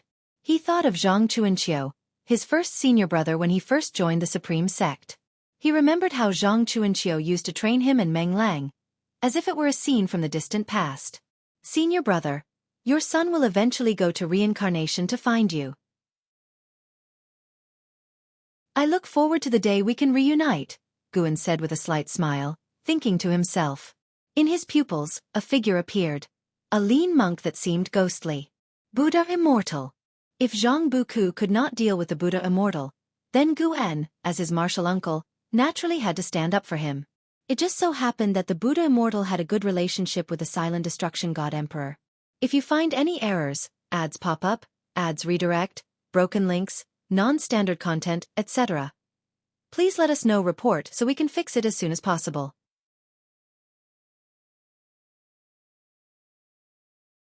Chapter 536, Celestial Court. Immortal gods. Immortal yellow sand swirled into the sky, and within a valley where not a single blade of grass grew, there sat a small blood-red lake in the center, surrounded by cliffs so neatly cut that the valley resembled a gigantic pit, with yellow sand forming an overcast dome above it. In the blood-red lake, Zhang Buku sat bare-chested, with blood acting like long snakes wrapping around his body, constantly writhing. The divine exotic realm master sat at the edge of the lake.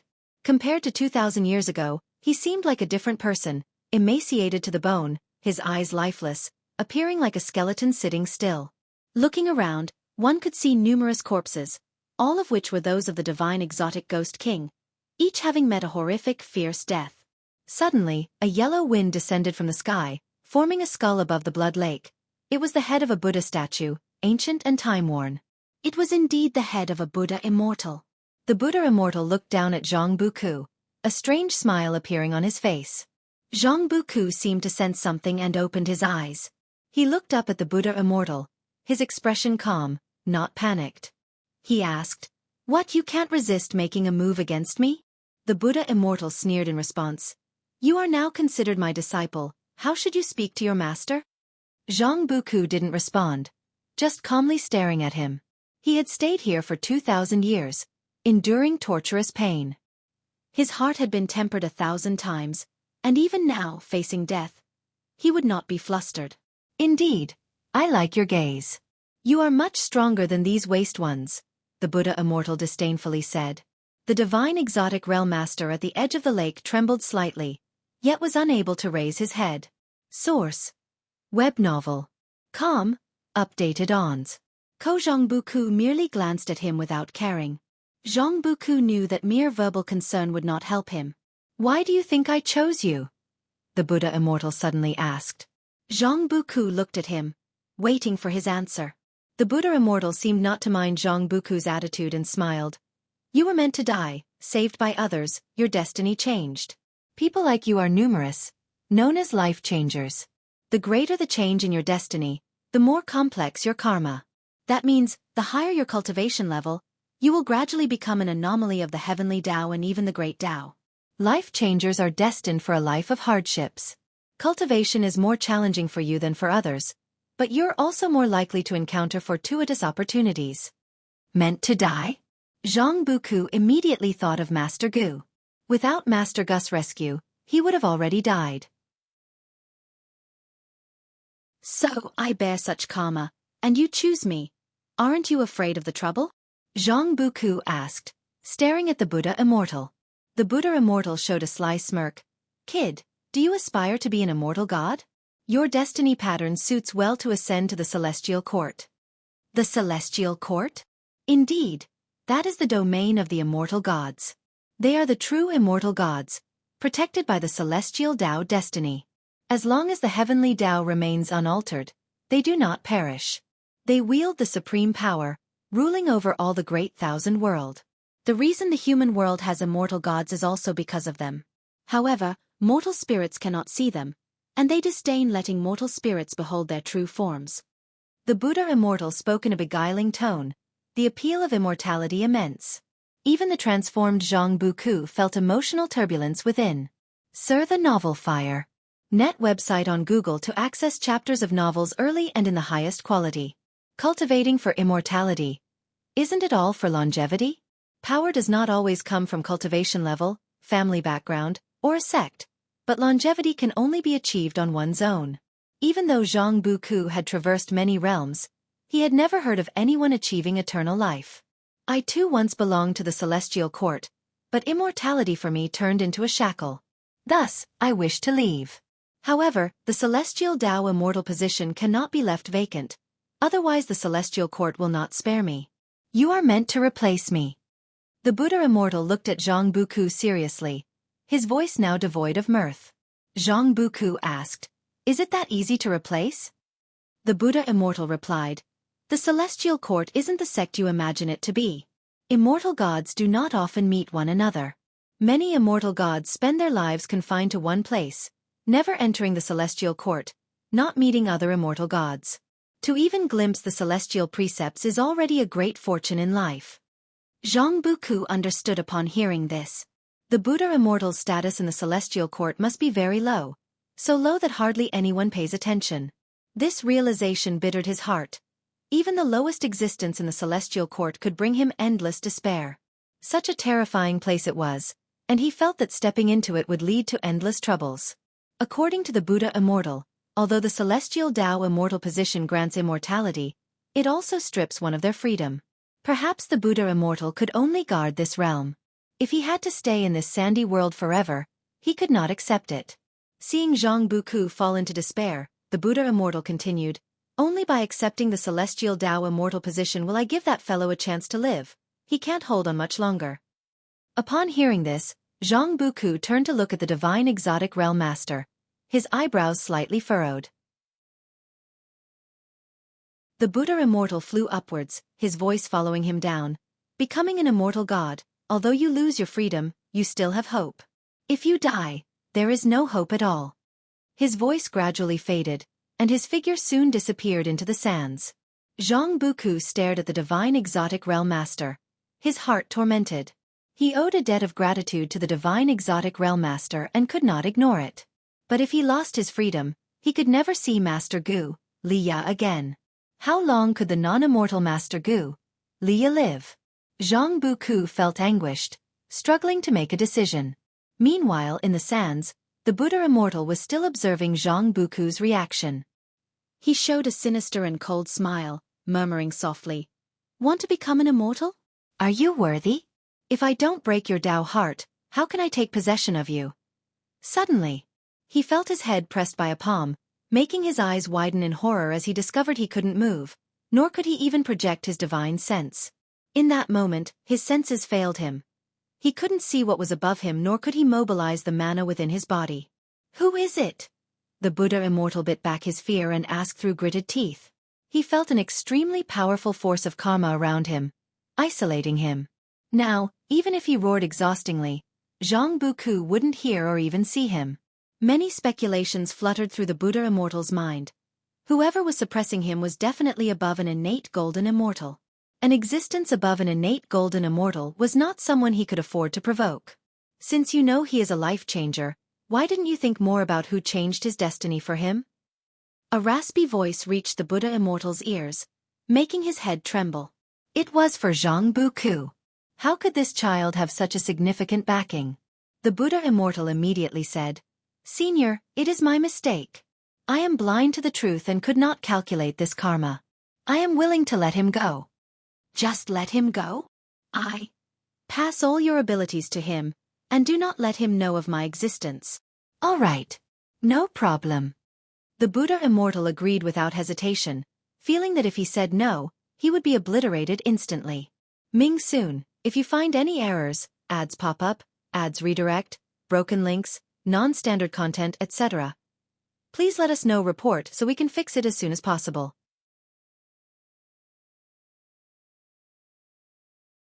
Chapter 537, Heavenly Tao Inheritor. After the Buddha Immortal left, Zhang Buku couldn't calm his heart any longer.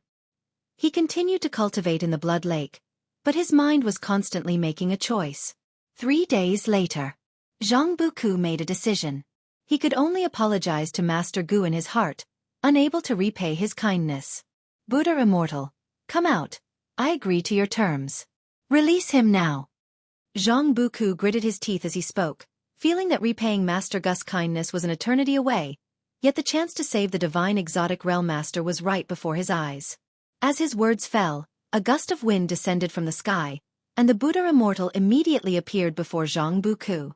He hovered not as high as before, but Zhang Buku didn't notice that. The Buddha Immortal looked at Zhang Buku with a smile and said, "Don't rush. I've changed my mind. I won't kill him, nor will I force you to inherit the celestial Tao immortal position. Truth be told, I don't have the celestial Tao immortal position at all. The reason I'm hiding here is that I abandoned the celestial Tao immortal position. Heaven does not tolerate me. I intended to possess you and live on through your identity." Upon hearing this, Zhang Buku's face turned furious. Anyone would be angry if they were played with, especially after enduring 3 days of inner struggle to come to this decision, and now, facing the enraged Zhang Buku, the Buddha Immortal quickly said, "Anyway, he can still be saved. I've also changed my mind and am prepared to truly cultivate you. For you, this result is better than what you expected." Zhang Buku looked coldly at the Buddha Immortal, clearly not trusting him. The Buddha Immortal inwardly groaned in distress, but, thinking of that terrifying being, he had no choice but to continue explaining. "Upon calculating, I discovered that possession might not yield a good outcome for me, but your destiny pattern is exceptional. I've decided to teach you to the best of my abilities. If one day you achieve enlightenment and possess power beyond my reach, I hope you can turn back and save me. Jianghu frowned in doubt at these words, half believing and very hesitant. The Buddha immortal sighed and said, "From my perspective, millions of years are like a single day. I can continue to wait, at least it's safer. If discovered by Celestial Court, then there's no salvation for me." Source: Web novel. Com. Updated ons. Jianghu remained silent. The Buddha immortal immediately turned around, opened his mouth, and spat out a beam of bloody light that fell upon the divine exotic realm master. The realm master's breath rapidly recovered, and their flesh began to look fuller. Seeing this, Jianghu believed him for the most part. However, another confusion arose. Did the Buddha immortal really come to this realization on his own? Why did the whole situation seem so perplexing? Taoist field of the beginningless. Inside a room. Nighttime still filled the view outside the window. Xianxia was still reading. Guan's spirit retracted without drawing her attention. To warn the Buddha immortal, it wasn't Guan himself who went, but a manifestation created by the power of karma. With Jianghu and the divine exotic realm master there, Guan could quickly locate them. Their world's rules of heaven and earth couldn't restrict Guan. To Jianghu, the celestial spirit great world was very, very far away, so distant he didn't know if he could ever return in this lifetime. But in Guan's eyes, Jianghu wasn't too far, even if he was in another great thousand world. Going there wouldn't be too difficult. The hardest part of crossing the great thousand worlds is passing through the world gate, guarded by the celestial spirit god. Guan was different. He could traverse different great thousand worlds using the river of sword Tao. The river of the great Tao exists outside the universe, an unfathomable concept. The enlightened can use the river of the great Tao to travel to different places. However, most who enter find themselves perplexed and unable to find an exit. Only the desperate enlightened would flee into the river of the great Tao. Contemplating different great Taos allows entering the respective rivers. Those musing on the path of destiny may enter the river of destiny, and those on the sword Tao may enter the river of sword Tao. To glimpse the rivers of the great Tao is incredibly challenging. Not every profound yuan-free immortal can do it. It purely depends on one's comprehension. Guan closed the book and said, "Dawn is nearly here, you can go back now." Xianxia glanced at him and asked, "Why the hurry tonight? The last time we discussed Green Hero Travelogue, we talked for a whole day and night. I just went through a struggle and am somewhat tired." Sar the Oval Fire. Net website on Google to access chapters of novels early and in the highest quality. What struggle? My will went to grapple with an existence far beyond the 9 heavens of the immortal path, Guan said, feigning a sense of gravitas. Xianxia rolled her eyes at this. The night went by, and she never saw Guan rise from his seat. The words sounded hollow to her, and naturally, she did not believe them. "All right then, it's rare that you hurry me along. I just hope you haven't gotten too engrossed in your books." Xianxia stood up, placed the book she had in her hands on the table, and then turned to leave. As she reached the door, she looked back at Guan and asked, "Do I need to illustrate this book tonight?" Guan glanced at her and said gravely, "How many times must I tell you? There are 3,000 paths to enlightenment, but some paths should be taken less." "Then I want draw it." "Wait, draw it. It'll help correct your thinking," Guan replied, causing Xianxia to cover her mouth and giggle. She didn't argue with Guan, instead stepping out of the room. Once Xianxia had closed the door, Guan took out pen and paper and began to write. In the tranquil cosmic starry sky, the celestial Tao golden core still stood at the end of the long bridge, with an house sitting in meditation before it, looking so solitary. He faced the celestial Tao golden core, brows tightly furrowed. A figure emerged within the celestial Tao golden core, walking toward him, all the way to the edge of the golden core, and then stopped to look at him. "Aren't you still unwilling to let go?" A voice came from within the celestial Tao golden core, seemingly belonging to the young immortal emperor. And Hao didn't open his eyes and said, "It's not that I'm unwilling to let go, I have no choice. You tell me to run, but where can I flee?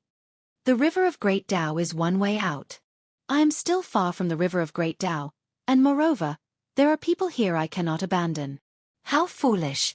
The destruction of heaven and earth is destined. It was long decided that the celestial spirit great world should be destroyed. The only reason why these fragments remain is that the celestial spirit god is waiting for the return of the master of the great world. If you do not flee, you will surely perish along with the fragments of the world. You possess a destiny pattern that should not exist in the great thousand world. To die here would be such a pity. The voice from the celestial Tao golden core came again, urgent in its tone. And how did not answer? Your most revered master has already fled. Don't you understand? Staying here is meaningless. The mysterious voice spoke with a tone of disappointment, prompting Anhao to open his eyes. Anhao said gravely, "My master could not possibly flee. If he left, it was for other matters." In his heart, his master was a fearless, transcendent being, one above reproach, even by the whim of heaven. He now realized that the celestial Tao golden core before him was of heavenly Tao, but had betrayed it. The true aim of the celestial spirit god was the master of the golden core. The thought of all the great heaven and earth perishing ignited a fighting spirit within him.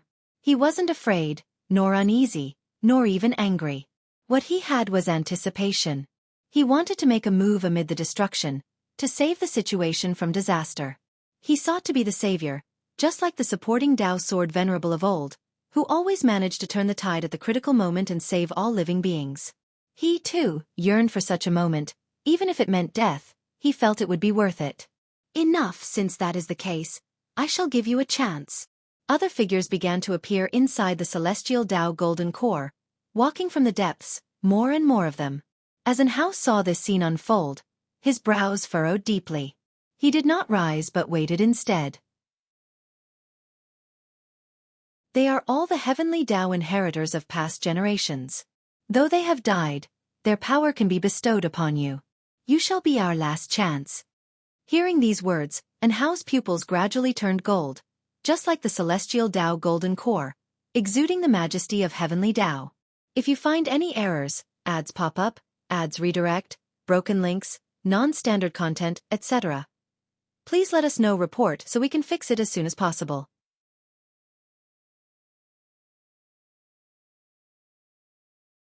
Chapter 538 Imperial Dynasty and Sect. Ever since the Buddha Immortal began teaching Jianghu cultivation, 200 years had passed. With the new spring just over, the nine-spirit continent was bathed in sunlight, its vast mountains and rivers brimming with life, while flocks of birds darted out of the forests.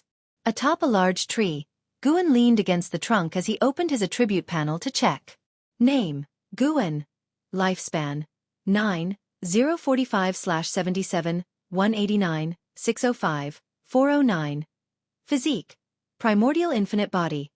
Cultivation level, balancing heaven golden immortal realm perfection. Unconsciously, I had reached the age of 9,000. Guan felt emotional in his heart, remembering how in ancient Wuxia, those who were second in power often claimed to be 9,000 years old. A far and immortal age for ordinary people. When he reached the age of 9,000, he still felt very young. Compared to those old monsters, he was still a youngster. Ah, youth is wonderful. Guan's gaze shifted below, where a small stream lay across the forest. On the other side of the stream, an Xian was instructing 3 young disciples of the Jianghu sect, 2 males and 1 female, all appearing to be 17 or 18. They faced an Xian with great respect, afraid of missing any of her words. Guan could hear the thoughts of one young man who marveled at how beautiful an Xian was, his face even blushing slightly. This amused Guan. And Xin's appearance was naturally striking, and coupled with her cultivation at the loose immortal realm, her demeanor was extraordinary, almost like a celestial maiden descending to earth, something these young, newly love-struck juveniles could hardly resist. But with regulations and status differences in place, all they could do was think. After a while, an Xian stood up and said, "All right, you can return now." The 3 Jianghu sect disciples promptly got up and paid their respects. The young man, filled with admiration for an Xian, asked, "Immortal Master, when can we see you again?" The other 2 also looked at an Xian expectantly. An Xian smiled softly. "If fate allows, we will meet again. I only guide each disciple of the Jianghu sect once. It's only fair to the others." Upon hearing this, the 3 felt disappointed yet dared not plead. As before coming, their masters and the sect's elders had strictly warned them never to offend the immortal master. An Xian waved her sleeve, sending them 100 miles away, not wanting to waste more words. She turned around and looked from side to side, And only after Guan appeared on a branch did she reveal a smile that would have stunned the 3 disciples had they seen it. During the previous instruction, an Xian had not shown a smile, leading the 3 to believe she didn't smile. Master, Xianxia still claims these 3 have exceptional talent, yet I felt they were quite mediocre, an Xian spoke up. Guan replied, perhaps you haven't discovered their unique strengths yet, everyone has virtues. Sar the Nell Fire. NT website on Google to access chapters of novels early and in the highest quality. Reflecting on his words, an Xian thought about herself and found her master's words to be reasonable. After all, her Tao practice wasn't sufficient. If she were as powerful as her master, even a common white spirit rat could be trained into a demon king. Guan flipped down from the branch, leading an Xian towards the dojo. An Xian began to recount the major recent events within the Jianghu sect. It was said that a genius had emerged within the Jianghu sect. This disciple originally possessed mediocre talent, and his fiancée had been snatched away by a prodigy of the sect, while his family members were killed. Although many suspected the prodigy was responsible, there was no evidence. Many pitied this disciple, but that was all they could do. After several hundred years of obscurity, this disciple surprisingly demonstrated extraordinary cultivation talent and formidable combat abilities. He challenged the prodigy to a life-and-death combat, and the prodigy had agreed. Life-and-death combat was a rule within the Jianghu sect, necessitating both parties to verbally agree at the law enforcement hall and sign a contract before the combat could proceed. Additionally, harming one's fellow sect members was considered a severe crime. This rule was established to provide an opportunity for those who sought to resolve their grudges. Guan listened attentively. He didn't feel any sympathy, for such stories were too common in the human world, and there were cases even more tragic than this. He did not even bother to speculate about the outcome. Currently, not everyone could capture his attention. Just looking after people like Li Ya and Hao, he felt already overwhelmed. Since he had relinquished his responsibilities of guarding the Supreme Sect and the Taitsong continent, Guan's days had become more relaxed. Now was the time he enjoyed most in life, where he could accumulate lifespan and have endless time to do what he desired. Recently, he had been delving into pottery. He planned to build a small town at the edge of the dojo for fun, not for any profit. As Guan and an Xian were casually discussing the events within the Jianghu sect, far away at the Supreme Sect, Longqing was also troubled by matters within the sect. Now Longqing had become a candidate for sect leader, managing all affairs of the sect, while LV Batian had long retreated to pursue Taoist techniques. In the Elder Hall, Longqing sat at the primary seat with Long Jun and Candlestar standing on his sides. Dozens of elders gathered in front, incessantly debating. The Taitsong imperial dynasty has always followed orders from the Supreme Sect. Li Xiandao actually allowed his generals to compete with our direct disciples for precious treasures. Clearly he's testing us. That's right, Li Xiandao has really gone too far in recent years. The imperial power should not be controlled by one person. I think Li Xiandao wants to become a ruler like those of the Immortal Dynasty. Don't forget, the Immortal Dynasty was the one who started the war against the Holy Court. With the Saint King of the Holy Court supporting Li Xiandao, he indeed has the capacity to be arrogant. The most critical point is that this Saint King is a disciple of the supporting Dao Sword Venerable. If Dragon Gate Master could persuade Yang Jian, would Li Xiandao still dare to be rampant? The elders discussed fervently. Jianghu looked at Longqing seriously. Longqing, do you have a way to contact your master? Upon this statement, everyone fell silent. The reason Longqing felt troubled was because it involved Yang Jian, who he heard was the favorite disciple of his master. He answered, I cannot, but with my master's Tao practice, he is certainly watching every move of the Supreme Sect. Jianghu remained silent, and the elders exchanged glances. Many elders had never met the supporting Tao Sword Venerable, but they had heard many legends about him. Especially after entering the Elder Hall, they understood more about his esteemed status within the Supreme Sect. As long as the sword intent on the heaven-repairing platform remained undissipated, the revered status of the supporting Tao Sword Venerable within the Supreme Sect would not fade, nor would anyone dare to challenge his authority. An ancient sect elder spoke up. The Taitsong imperial dynasty has already dominated many seas, and although the Supreme Sect is growing stronger, its expansion is not as aggressive as that of the Taitsong imperial dynasty. I think instead of suppressing the Taitsong imperial dynasty, we should focus on developing the Supreme Sect. Once the supreme sect is strong enough, the Taizong imperial dynasty will naturally come back to us. Hearing this, a female elder couldn't help but retort, "Develop? How do we develop?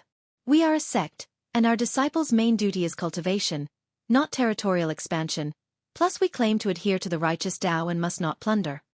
Her words resonated with many. Suddenly, Candlestar chuckled, "Looking to develop? Your opportunity has indeed arrived." Everyone immediately looked at him, their faces filled with expectation. Candlestar was a highly accomplished Taoist, and his words might be true. Moreover, Candlestar had accompanied Longqing for thousands of years, frequently aiding the supreme sect, thus holding immense prestige, which was also why Longqing could swiftly wield great power. If you find any errors, ads pop up, ads redirect, broken links, non-standard content, etc., please let us know. Report so we can fix it as soon as possible.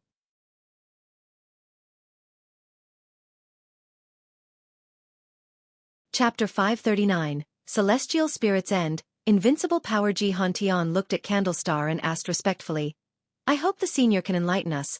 What exactly is the opportunity?" Candlestar smiled and said, "The Immortal Dynasty will soon disperse, that is the opportunity." The Immortal Dynasty will disperse? Wish. The elders were shocked. To them, the Immortal Dynasty and Holy Court were colossal entities within great heaven and earth, overlord-level forces. The chaos in the world was due to the struggle between these two powers. How could the Immortal Dynasty, which had stood through countless calamities, now fall? Longqing also felt surprised and looked at Candlestar in astonishment. Candlestar smiled and said, "Ever since the young Immortal Emperor perished, although the Immortal Dynasty has introduced a new Immortal Emperor, he simply cannot quell the internal turmoil. Thousands of years have passed, and this towering tree of Tsongtian is finally going to fall. But with its fall comes vigorous life for all beings on the earth, be it Taoist techniques, magical treasures, or fortunes of the land. The supreme sect could gain much, much more from the fall of the Immortal Dynasty." These words made the elders' hearts surge with excitement. They began to inquire when the Immortal Dynasty would fall, to which Candlestar smiled mysteriously and said, "Soon." The news of the Immortal Dynasty's impending fall spread throughout the world like a whirlwind, causing great alarm. Without the Immortal Dynasty, wouldn't the Holy Court dominate the world, and wouldn't the world welcome an era of peace? Such thoughts arose in the hearts of 90% of those in immortal cultivation, and in time, more and more beings and powers started to anticipate the fall of the Immortal Dynasty, which forced the internal factions of the Immortal Dynasty to struggle even more fiercely. It seemed as if the dissolution of the Immortal Dynasty was the direction of the celestial mandate, and under such a major trend, the Holy Court, on the contrary, appeared very silent. Because the young Immortal Emperor had moved another great world next to the Celestial Spirit Great World, powerful forces began to rise there as well. Hearing that the Immortal Dynasty would fall, the powers on the other side developed even more rapidly, as if afraid of missing their chance. Against this backdrop, another 10 years passed. Deep in the universe, within the silent extinction domain, fog from the great Tao surged, making the universe seem so quiet. The World Gate, symbolizing the end of the universe, remained steadfast. The celestial spirit god, sitting in meditation beneath the World Gate, radiated strong heavenly Tao light, dazzling and splendid. Beneath the strong light, the figure of the celestial spirit god seemed to have even more presence than the World Gate. Suddenly, the World Gate burst forth with a red light, flickering slightly, and in nearly an instant, the celestial spirit god opened his eyes, and 2 cold rays burst forth, scattering the great Tao fog as if it had met its natural predator. The celestial spirit god stood up, and the space of the universe twisted around him. He raised his right hand and reached out across the distance. As he clenched his fist, the red light on the surface of the World Gate vanished abruptly, and all seemed to return to calm. At the Taoist field of the beginningless, by the lakeside, Guan, who was fashioning clay pottery, looked up and saw the mighty destiny that had enveloped the continent of the Immortal Dynasty dissipate in an instant. Without destiny, the rules binding the immortal spirits suddenly vanished, as did the transcendent force uniting the immortal spirits. Next, the Immortal Dynasty would face unprecedented chaos. Slaughter, plunder, revenge, and so on. Even immortal spirits born into the Nirvana realm revealed the dark side of human nature. The continent of the Immortal Dynasty turned into the human world's hell in a very short span of time. Those who wielded great power began to seek their own interests, tearing apart their usual facades to become entities that the common people of the immortal dynasty feared. Guan continued to shape his pottery while watching this unfold. Having experienced so many lives through reincarnation, Guan's Tao heart had entered a higher level. In the worlds created by the great Tao, tragic scenes were everywhere. If one could not overcome the psychological impact and emotional pull of witnessing the tragedies of the human world, how was one to achieve enlightenment? Sir the Oval Fire. At website on Google to access chapters of novels early and in the highest quality. With the celestial spirit god personally dissolving the destiny of the immortal dynasty, Guan saw the endpoint of the celestial spirit great world. The heaven and earth Tao fruit, symbolizing the heart of heaven and earth, would emerge in the future, and the world's powerful would flock to it. When someone obtained the power of that Tao fruit, the celestial spirit god would appear, and this time, he would destroy everything. Pieces of the great world within the universe would cease to exist, one after another. In that vast and spectacular scene of destruction, the celestial spirit god turned and stepped toward the world gate. As he entered the world gate, it too turned into ash, indicating that this universe, this shattered great thousand world, would disappear. Watching this future, Guan couldn't help thinking about Jianghu, Liya, and others. With the lifespan dojo and his own cultivation level present, even if the universe perished, he was able to keep the people he cared about alive. But Jianghu, Liya, Longqing, and profound celestial intent were not the kind to quietly stay in the dojo, and they also had their own loved ones to think about. Human world was like a net, with each person intertwined in countless relationships that connected the whole of great heaven and earth. A person could be insignificant, trivial, but a person could also be crucial, indispensable. Guan was faced with only two choices. The first was to annihilate the celestial spirit god, offend the celestial court. The second was to play dead, give up the world he had lived in for a lifetime. He wasn't in a hurry to decide. Even if he chose to annihilate the celestial spirit god, he would still strive to delay as long as possible. The longer he could stall, the more lifespan he would accumulate, and the more confident he would be in dealing with the trouble from the celestial court that would follow. When faced with trouble, don't rush, don't panic, just one word, delay. Guan said leisurely, the pottery in his hands now taking the shape of a cauldron, its surface seemingly adorned with a dragon. The blood prison great saint standing by his side, curiously asked, Master, what are you referring to? The blood prison great saint could sense the changes in heaven and earth but couldn't pinpoint exactly what was changing. He just felt that the world had become more tense, more dangerous. Any matter? Guan's answer made the blood prison great saint's eyes light up. He felt his master was guiding him. The blood prison great saint pressed on. Master, how many more years will it take for this great chaos under heaven to end? Guan looked at the pottery in his hands and said, It will be faster than you imagine but also worse than you can imagine. He knew what Jianghu was thinking, understood the young man's lofty ambitions. But no matter how great the opportunities Jianghu had, even if he merged with the power of the heaven and earth Tao fruit, he wouldn't be a match for the celestial spirit god. Well, it was good for the young man to realize that the affairs of the world were far from as easy as he thought. He'd wait for Jianghu's despair, then he would make his move. Thinking this, Guan began to look forward to Jianghu's transformation. Jianghu was good in every way, except he didn't value feelings enough. His heart was always filled with Guan and Xianxia. He always felt he was born alone, that he only needed to repay gratitude. As for the wife who didn't show him kindness, he could abandon her. With Jianghu's cultivation level, he must have sensed that he still had blood relations alive, but he didn't acknowledge them. This displeased Guan, simply put. Jianghu lacked a sense of responsibility. However, it was precisely because Jianghu had flaws that Guan felt more motivated to guide him. If the young man was perfect, it would be hard for him to give advice. Worse? How bad? Asked the blood prison great saint. Guan glanced at him, and gold light burst forth from his eyes, piercing into the blood prison great saint's forehead, freezing him in place. Afterward, Guan continued to shape the pottery. For a long time. The blood prison great saint awoke with a gasp, then started breathing heavily, trembling all over, sweat pouring down his forehead like rain, and blood quickly filled his eyes.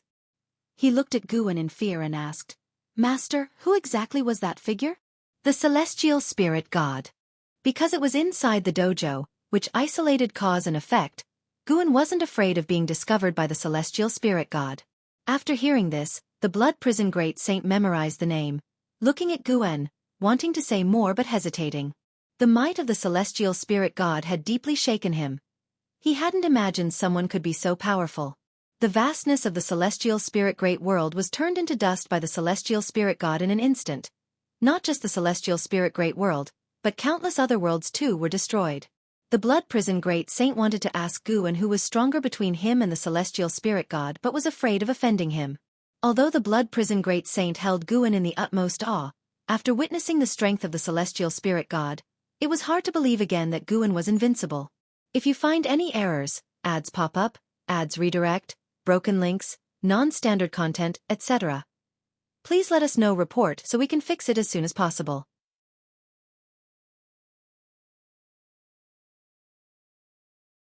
Chapter 540. The strongest of the Long family. Guan nearly laughed out loud when he heard the words of the blood prison great saint, but he restrained himself. He did not dispel the blood prison great saint's confusion, preferring to let the fellow continue his anxious trepidation. It served him right since the blood prison great saint had been somewhat negligent in recent years. Seeing that Guan was unwilling to speak, the blood prison great saint's inner perplexity grew, but he dared not voice it. Instead, he pushed aside his inner fears and apprehension and shifted his focus. Even if his master was no match for that person, his master certainly had a strategy in place, or else he would not be so at ease on ordinary days. With this thought, the blood prison great saint's heart gradually calmed. He looked again at Guan's clay molding, finding deep significance in every movement. Today, his master had shown him the fate of the world, surely not acting on a whim. Perhaps it was a warning to him. Under the serene and tranquil years, a catastrophe was always brewing. The blood prison great saint felt sorrow for this world. Major sects and imperial dynasties were ceaselessly vying, chasing after the celestial mandate and heavenly Tao. Yet, in the end, in the face of absolute power, as heaven and earth perished together, all their scheming would be rendered meaningless. Previously, the blood prison great saint wondered why, with such formidable power, his master chose to cultivate in seclusion. Now he understood. His master had seen through everything. The blood prison great saint gazed at the clay in Guan's hands and began to reflect, pondering his own past. After dispersing the destiny of the immortal dynasty, the celestial spirit god sat down to meditate once more, and Guan no longer paid attention to external affairs, focusing solely on his current task. What followed would be the most chaotic period for the world. Facing such chaos, the Holy Court, contrary to its normal behavior, did not aggressively annex the territories left by the immortal dynasty but began to withdraw, pulling back to the sacred domain. This further fueled the madness of the world's forces, all eager to seize this opportunity to ascend. The supreme sect and the Taizong dynasty were no different. From the highest echelons to the common folk, everyone knew that this was an unprecedented opportunity, a decisive moment for the pattern of the world. All internal conflicts were set aside, and those in power grew increasingly bold and ambitious as each day passed. While the supreme sect was frantically exploring the outer realms, Longqing, on the other hand, was confined to the third medicine valley by Longjun. On this evening, seated in meditation on a cliff, Longqing could not help but open his eyes and turn to look at Longjun, who was reading nearby. Longjun was holding the investiture of the gods, engrossed in the book, which greatly irritated Longqing. He had read that book many times over, yet he was still reading it. Longqing could not comprehend why Longjun, after imparting the celestial dragon Dharma aspect to him, did not take his teaching seriously and even forbade him from venturing out. Most importantly, in the face of Longjun, even Candlestar dared not utter a word. Studying the celestial dragon Dharma aspect was for the destiny of the Long family. Longqing was willing to accept this mission, but sometimes he wondered if living just to break the family's curse was truly meaningful. He thought of his master, who never rushed his cultivation when he was present. Now he was being forced to cultivate by someone else. He finally understood his master's words, that bearing karma was not so easy. The time before recovering his destiny pattern was the happiest of his life. The longer he practiced the celestial dragon technique, the more he yearned for the past. No matter how patient one is, there comes a day of eruption.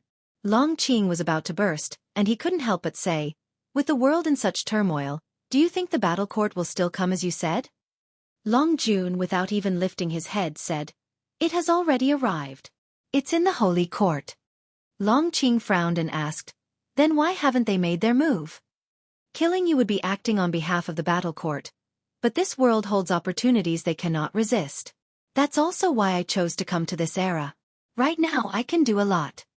Long Jun's answer silenced Long Qing. Irresistible opportunities. He wanted them too. He wanted to become stronger, to be renowned across the world, to live a spirited life. Suddenly, Long Jun asked, "Do you think the Taoist Hong Jun in this book endured countless lonely years to achieve the Tao, or did he struggle through hardships and persevere to attain it?" Hearing this, Long Qing couldn't help but roll his eyes. Could it be that Long Jun was so obsessed because he saw himself in Taoist Hong Jun? He had once been obsessed with the investiture of the gods, and naturally knew that Taoist Hong Jun was the strongest and most mystic presence within it. At least Taoist Hong Jun, when facing difficulties, didn't pin his hopes on future generations, quipped Long Qing. Upon hearing this, Long Jun fell silent. Only the sound of the wind remained atop the cliff. The more Long Qing thought about it, the more he became frustrated. Why should he bear the burden of the Long clan's mission? The debt of life was too great. Forcing him to cultivate his ancestors' dharma aspects to fight for him. Why was he so rebellious? If the ancestors were so powerful, how could the Long clan end up like this? Sir, the novel Fire. Net website on Google to access chapters of novels early and in the highest quality. Long Qing truly didn't believe that the Long clan had the strength to defy the battle court. The more he thought, the angrier he became, and with anger came despair in the depths of his heart. Qi blood surged, causing him to feel dizzy. The world in his eyes shook unceasingly, the dusk-lit celestial vault so desolate and beautiful, it gave him a sense of facing the end. At that moment, he felt slightly relieved in his heart. If he were to fall now, it wouldn't be so bad.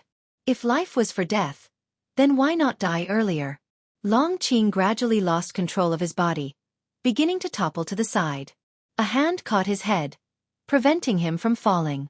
In a daze, he saw a figure appear before him, standing on the edge of the cliff, back facing him. The figure was so majestic, exuding an earth-shattering presence, making Long Qing feel an unstoppable valor and indomitable spirit. Suddenly, Long Qing's world became clear again.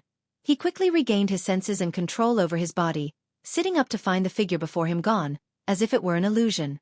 The person supporting him was Long Jun. Long Qing hastened to his feet, looking around to find the figure he had just seen. For some unknown reason, he felt that the figure was very powerful, perhaps capable of solving the archenemy of the Long clan. Standing beside him, Long Jun asked, "What did you just see?" Without thinking, Long Qing replied, "I saw someone, his back was turned to me." Unable to find the figure, Long Qing turned to Long Jun and seeing a look of relief on Long Jun's face, couldn't help but ask, "Do you know who that person was?" Long Jun replied, "When you cultivate the celestial dragon dharma aspect, the first thing you'll see is Emperor Long Xin, which is my father's image.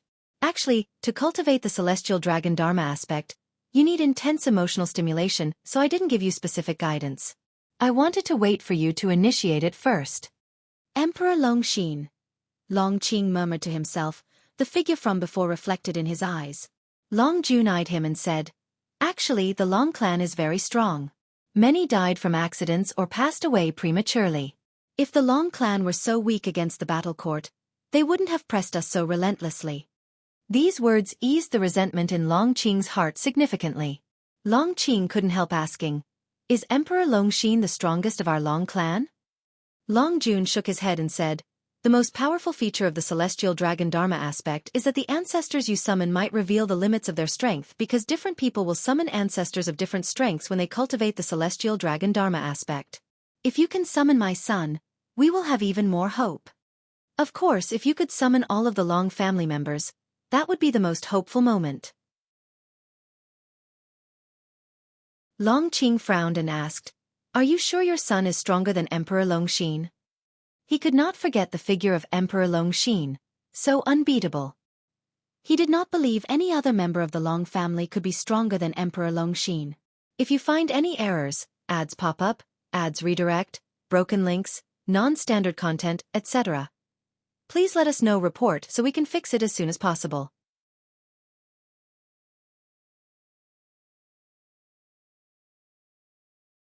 Chapter 541. just enough to wipe out the celestial and earthly immortals. Once you can cultivate his Dharma aspect, you will understand that he can bear all hope. Long Jun turned his head towards the distance, speaking softly, his eyes revealing a sense of nostalgia. Long Qing then continued to fantasize about Emperor Longxin. After a while, he began to inquire about the deeds of Emperor Longxin. Since Long Qing had already entered the threshold of the celestial dragon Dharma aspect, Long Jun's attitude had changed, and he began to recount the deeds of Emperor Longxin, with Long Qing listening intently. The more stories Long Qing heard, the calmer his heart became. Understanding the past of the Long clan could help him deepen his understanding of the Long clan and strengthen his sense of honor and disgrace. In my view, throughout the ages, the Long clan deserve their fate today. When powerful, they oppressed all around, and also gave birth to many extreme prodigies. However, the Long clan should not be oppressed by the battle court. Breaking the Long clan's fate and destroying the battle court also counts as settling our karmic ties, since the battle court was created by us, but they committed sins in the name of the battle court. It began with the Long clan and must end with the Long clan. Long Jun spoke earnestly, pausing before saying, "Your descendants should no longer bear the surname Long."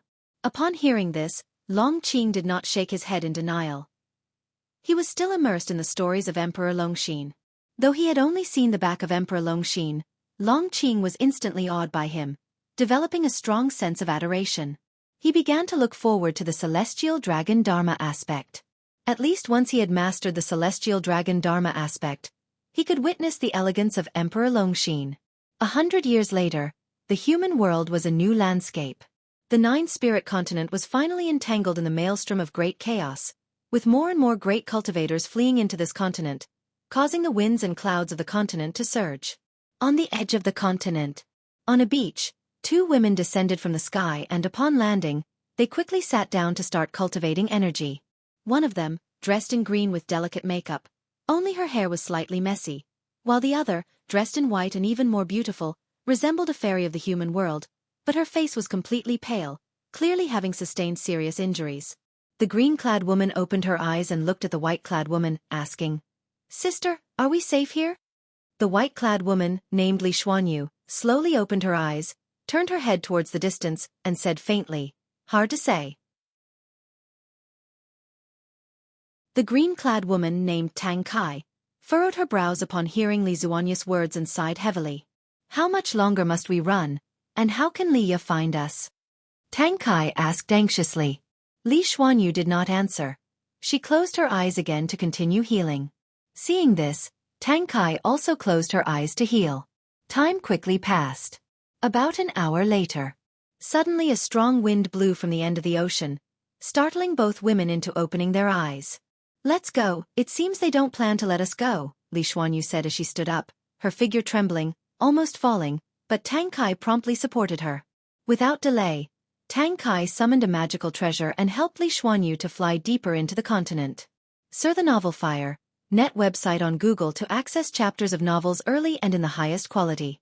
Shortly after they had left, countless black crows attacked from the sky, swarming and covering the heavens, their speed extremely fast as they quickly flew into the continent. Tang Kai, who was maneuvering the magical treasure, seemed to sense something, turning her head to look, her face changing drastically with panic filling her eyes. "They're so fast, what should we do?" Tang Kai looked at Li Xuanyu next to her and asked in a low voice. Although Li Xuanyu had suffered severe injuries, she had always been Tang Kai's support. If it weren't for the need to protect her along the way, Li Xuanyu would not have sustained such serious injuries. Li Xuanyu's face remained calm as she said, "Leave me behind, and you escape. They're mainly targeting me." Upon hearing this, Tang Kai was immediately agitated and said, "What nonsense are you talking about? I promised Li Ya that I must keep you safe. Either we die together or you live, and later, find Li Ya to avenge me," Li Xuanyu said, her tone unflinching. Tang Kai fell silent. Li Xuanyu grabbed Tang Kai's wrist with one hand and stared at her steadfastly. Tang Kai clenched her teeth, manipulated her magical treasure, and flew downward. The two women landed in a forest, and Tang Kai helped Li Xuanyu to sit down in front of a tree. "Let's hurry and get moving, stop dawdling," Li Xuanyu said as she sat down, her face growing even paler, but she still urged. Tang Kai stood up, walked a few steps outward, then stopped in her tracks. She clenched her sleeves, unable to leave. Li Xuanyu looked at her, a trace of relief flashing in her eyes. Just as she was about to speak, a voice came from deep within the forest. "Are you outsiders?" Li Xuanyu and Tang Kai both turned their heads to look, and saw a yellow-robed woman who looked like a fairy walking out from the forest with a bamboo basket in her hand, a gentle smile on her face. The newcomer was an Xian. Li Xuanyu frowned and examined an Xian closely. Tang Kai asked, "Who are you? Why are you here?" After all, she possessed a nirvana realm cultivation level, and in her perception, there were no living beings within 1,000 li. How could an Xian have approached them silently? How could she not be cautious? An Xian smiled and said, "My name is an Xian. As I was passing by, I calculated that I have a connection with you too, so I wanted to come and help." She was curious in her heart, not knowing which one was Elder Li's sister and which was Elder Li's beloved. Her gaze fell on Li Xuanyu, whose facial features slightly resembled Elder Li. She guessed that she must be Elder Li's sister. Li Xuanyu always felt the name an Xian sounded familiar, as if she had heard it somewhere before, but she couldn't remember. Perhaps some cultivator had mentioned a similar-sounding name. "How can you help us? Do you know what we are fleeing from?" Tang Kai asked cautiously. An Xian smiled and said, "You have no choice, you can't abandon her, can you?" Tang Kai was silent. Just then, countless black crows attacked from the depths of the forest, like darkness swallowing everything, causing Tang Kai's face to change dramatically and Li Xuanyu to instinctively raise her hand. An Xian quickly turned around, a long pen appearing in her hand. With a swing, the crows turned into flying ash, forming a black mist that spread through the forest. Tang Kai's eyes widened, and even Li Xuanyu was startled by Nzin's action. The wind blew Nzin's long hair and dress. She slightly tilted her head, glanced at Li Xuanyu and Tang Kai from the corner of her eye, and smiled. "Does this count as helping you?"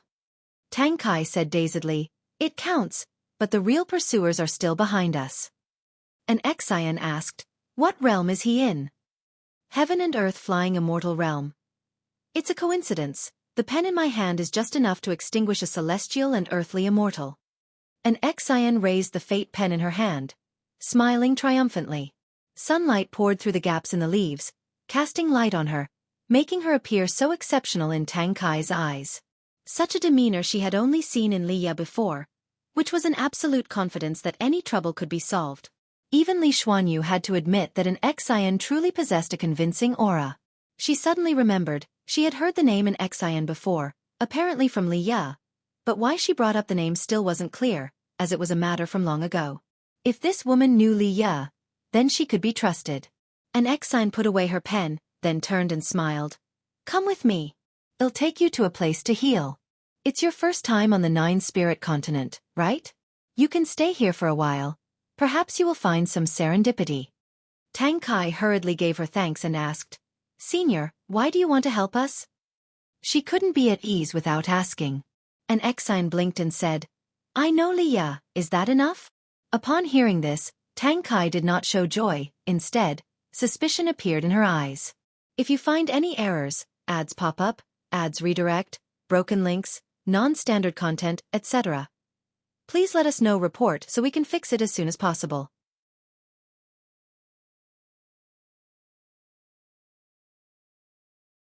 Chapter 542. This will be the greatest opportunity of your lives. Night fell. An Xian was temporarily staying in a monastery with Li Xuanyu and Tang Kai, where a fire blazed in the courtyard, its flickering light casting shadows on the walls. Tang Kai watched an Xian intently, her eyes filled with hostility, while an Xian admired the fate pen. Having used the fate pen more than once or twice, an Xian greatly enjoyed the vast power it contained. Unfortunately, after each use, her master would take it back, so she treasured the time she had with it and wanted to investigate why the pen was so formidable. As for Tang Kai's gaze, an Xian had noticed it long ago and could guess Tang Kai's thoughts, but she intentionally offered no explanation. Because it was fun. Tang Kai treasured Elder Li like a treasure, but an Xian felt that Elder Li was just so, and nowhere near as formidable as her own master. Every time her master mentioned Elder Li, he would describe how Elder Li got beaten up, using him as a negative example. So how could she possibly like Elder Li? Thinking of this, the corners of Nzin's mouth couldn't help but lift. Seeing an Xian smile, Tang Kai grew even angrier, but she couldn't lash out. After all, an Xian had saved their lives. While meditating and healing, Li Xuanyu kept thinking about the name an Xian. Finally, she remembered, and opening her eyes, she looked towards an Xian and asked, "Are you Gu An's disciple?" Mentioning Gu An, the blurry face in her memory gradually became clear. It had been over 9,000 years since she left the Taicang continent, and she had never returned. Her meeting with Li Ya was purely coincidental on an island, and Li Ya did not reveal that Gu An was the supporting Dao sword venerable. Li Xuanyu could not associate Gu An with the supporting Dao sword venerable either, since when she knew Gu An, he was just a medicine boy, and she had even helped him manage an introduction to take care of a cave mansion. Back then, Gu An had run around for a few spirit stones. Later, however, she had realized that Gu An was not simple and hid secrets, but she never thought of him in terms of the supporting Dao sword venerable. An Xian turned her head towards her and smiled brightly. "Yes, Elder Li, my master has mentioned you too. He said that when he was young, you helped him a lot." Hearing this, Li Xuanyu was sure she hadn't misheard, and a smile appeared on her face as she said reflectively, "I didn't really help him much, just lending a hand." "How has he been doing lately?" An Xian replied, "He's doing well, don't worry." "Could it be that he is also on this continent?" "No, that's not the case. No one knows where he has gone." An Xian shook her head. This wasn't her being secretive, but rather Gu An genuinely wanting to hide his whereabouts, not wanting to attract trouble, and she definitely couldn't cause trouble for Gu An. She was curious about the image of Gu An in Li Xuanyu's mind, so she started to share the stories Gu An had told her, and Li Xuanyu also fell into reminiscence. Tang Kai was also captivated by the stories an Xian told and gradually forgot her jealousy.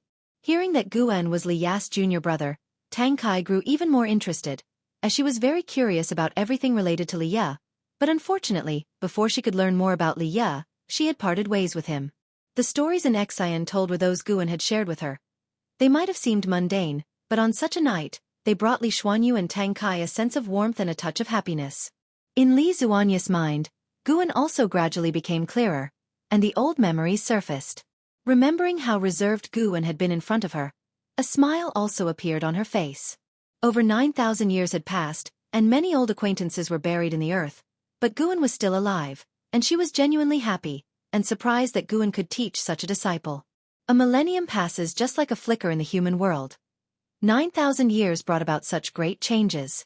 When an Xian finished speaking, Tang Kai curiously asked, "What is Gu An's cultivation level now?" An Xian glanced at her, smiling radiantly. "How would I know? See this pen? This is his magical treasure." While speaking, an Xian raised the fate pen in her hand.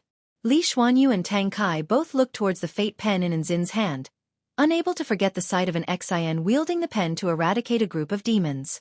Those black crows were no ordinary creatures. Even a loose immortal hit by them would be drained of all their blood essence.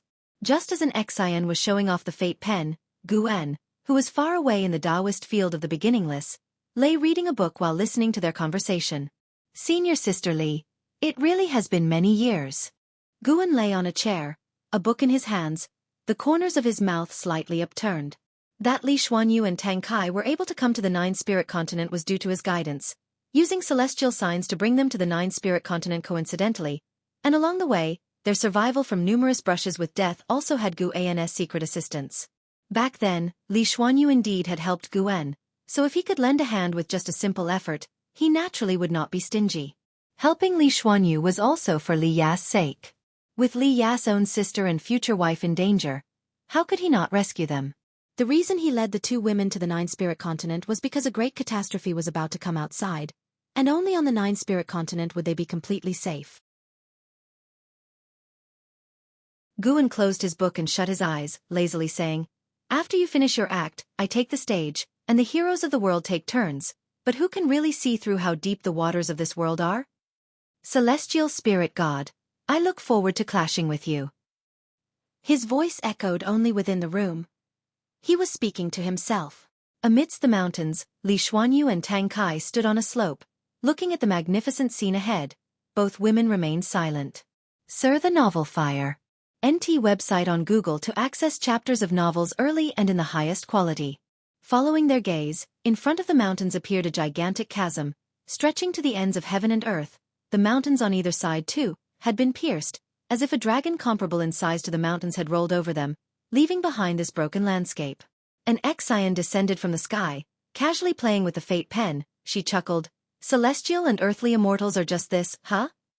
Li Xuanyu and Tang Kai had been on the Nine-Spirit continent for several months, and today, the mastermind who had been pursuing them had finally come to kill them. After a round of negotiations, an Xian, unable to stand the other side's ranting, chose to eradicate them.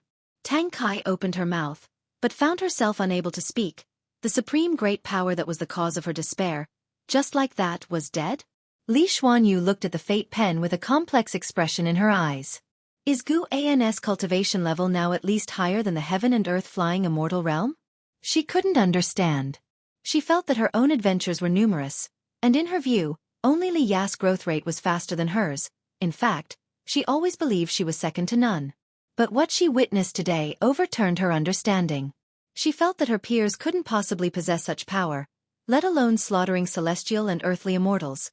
Even killing wandering immortals seemed unbelievable. An Xian looked at them and smiled. Settle down in the Nine-Spirit continent, it will change your lives. I want to accompany you further. With that, she turned and walked away, but after a few steps, she stopped again. Let me remind you once more, stay here. This will be the greatest opportunity of your lives. If you insist on leaving, you will regret it for the rest of your lives. An Xian leaped up, transforming into a streak of light and disappearing into the horizon. Tang Kai couldn't help but look at Li Xuanyu and asked, "What should we do? Listen to her?"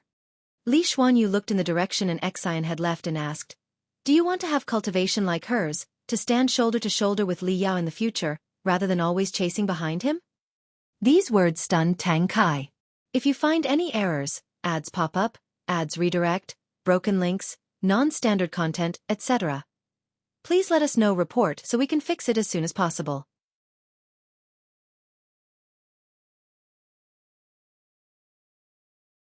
Chapter 543 The Descent of the Supreme Demon Realm. In the depths of the cosmos, countless meteorites, ablaze with fiery flames, tore through the great Taoist mists, rushing unstoppably in the same direction, creating a sight of unparalleled grandeur.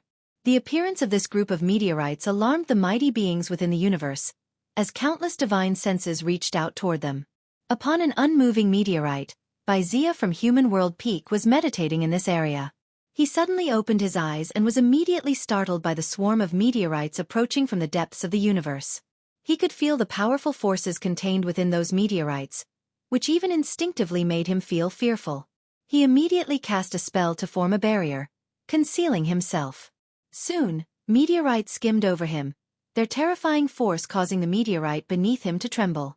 Is that? Wuxia's pupils suddenly narrowed, and he saw a figure standing on one of the meteorites. Could this be a force? Looking in the direction they were flying, Wuxia's expression darkened. That direction was precisely toward the celestial spirit great world. Thinking about the changes in the celestial spirit great world over the years, Wuxia's heart filled with worry. He always felt that the tribulation of the celestial spirit great world was not due to internal factors. It seemed that some supremely powerful entity was manipulating everything.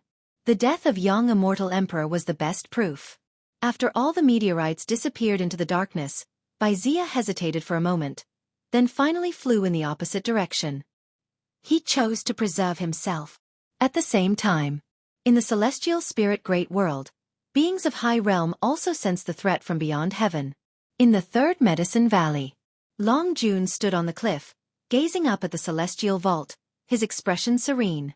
Candlestar appeared beside him and whispered, "It's the people from the Supreme Demon Realm.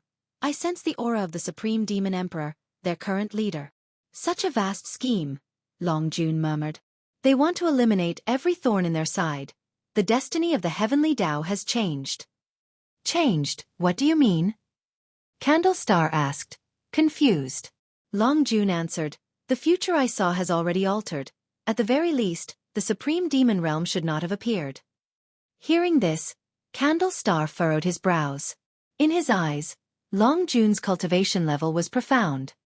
He could traverse from the past to the present, and his Tao practice might not be inferior to the Silent Destruction God Emperor. At least the Silent Destruction God Emperor did not possess such a capability to cross through antiquity and the present. Facing the anomalies in the heavenly Tao, what should we do? Candlestar asked. He had already bet everything on Longqing, and there was no turning back, and since Longjun was Longqing's ancestor, the two stood on the same side. He now greatly trusted Longjun, continue to lie low, and wait for that young one to master the celestial dragon Dharma aspect, answered Longjun, his voice calm. Candlestar then inquired, should we start preparing a concubine for him?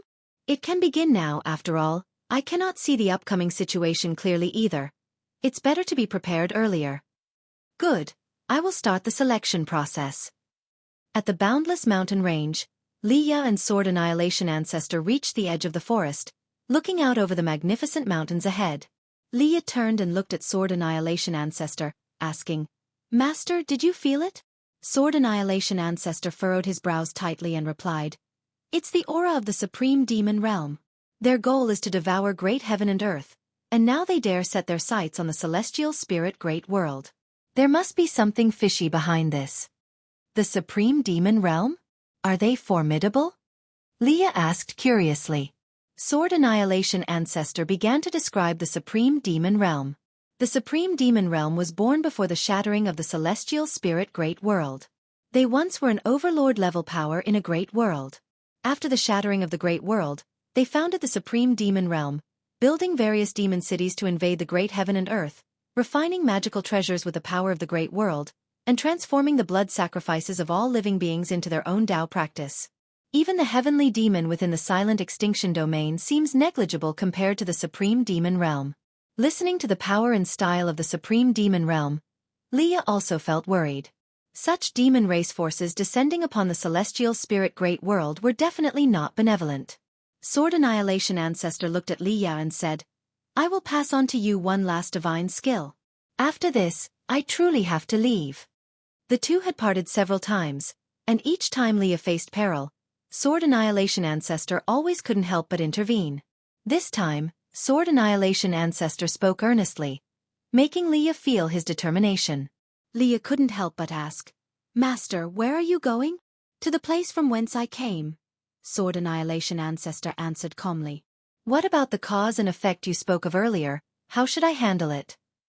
Hearing Liya mention the conditions of their discipleship, Sword Annihilation Ancestor deeply gazed at him and said, do not deliberately think about it. As you grow stronger, the cause and effect of your master will naturally involve you. Remember, this divine skill must not be used unless it's a matter of life and death. Seeing his master so serious, Liya could only nod, acknowledging his words. His heart, however, was filled with anticipation. The Supreme Demon Realm, huh? He wanted to see how powerful the Supreme Demon Realm was. What made it capable of frightening his master away? Boom! Heaven and earth trembled, startling everyone within the Taoist field of the beginningless. They gathered in Guan's courtyard to discuss the unusual disturbances in heaven and earth. They could see many meteors from outer heaven falling on the horizon, a magnificent sight, followed by a nearly world-ending terrifying pressure. Sir, the Novel Fire. Net website on Google to access chapters of novels early and in the highest quality. Is this demonic qi? Could it be another invasion by the heavenly demon? It feels different from the aura of the heavenly demon, such a heavy scent of blood. I wonder if there are others besides our master and young immortal emperor who can save this world from continuous trials. There are countless strong beings in the world, but few who dare shoulder the safety of all living beings. While they were discussing worldly affairs, the door opened and Guan walked out from inside the house. Everyone immediately turned and greeted him. Guan surveyed them and asked, how about you all go out and save the world? As soon as he said this, everyone felt awkward. And Xianxia and Chen Chuan, who had been very vocal earlier, were blushing. Of course, Blood Prison Great Saint, who had been the loudest, just grinned shamelessly. Shen Zhan was also snickering. She hadn't joined the discussion, so she didn't feel embarrassed. Go back to your cultivations. The calamity outside won't affect the dojo. With these words, Guan walked towards the courtyard gate. Hearing this, everyone looked at each other and breathed a sigh of relief. The aura from the Supreme Demon Realm was indeed too strong. Even while staying inside the dojo, they instinctively felt fear, making it difficult to cultivate peacefully. Hearing Guan's words, They completely let go of their worries.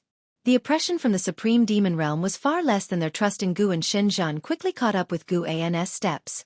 After leaving the courtyard, they walked into the forest along the mountain path. Gu's courtyard was located at the mountain's peak. The flowers and grass were lush, and the trees were tall. Walking among the trees, the speckled sunlight that fell looked so serene and mystical. If I paint the demons outside right now, will it cause trouble? Shenzhen stepped forward, walking shoulder to shoulder with Guan, and asked softly. Guan smiled and said, "You're scared too? Just paint if you want to." Hearing this, Shenzhen's face lit up with a smile. She curiously asked, "Such terrifying demonic chi doesn't intimidate you? What kind of being is worthy of being your opponent?" A breeze blew through the forest, cooling Guan's face. "My opponent has already appeared." Guan's statement spiked Shenzhen's curiosity. Unfortunately, her cultivation level was too low. In the previous disasters of the human world, she hadn't seen those world-shaking demonic figures. Search the novel Fire. Net website on Google to access chapters of novels early and in the highest quality. If you find any errors, ads pop up, ads redirect, broken links, non-standard content, etc., please let us know. Report so we can fix it as soon as possible.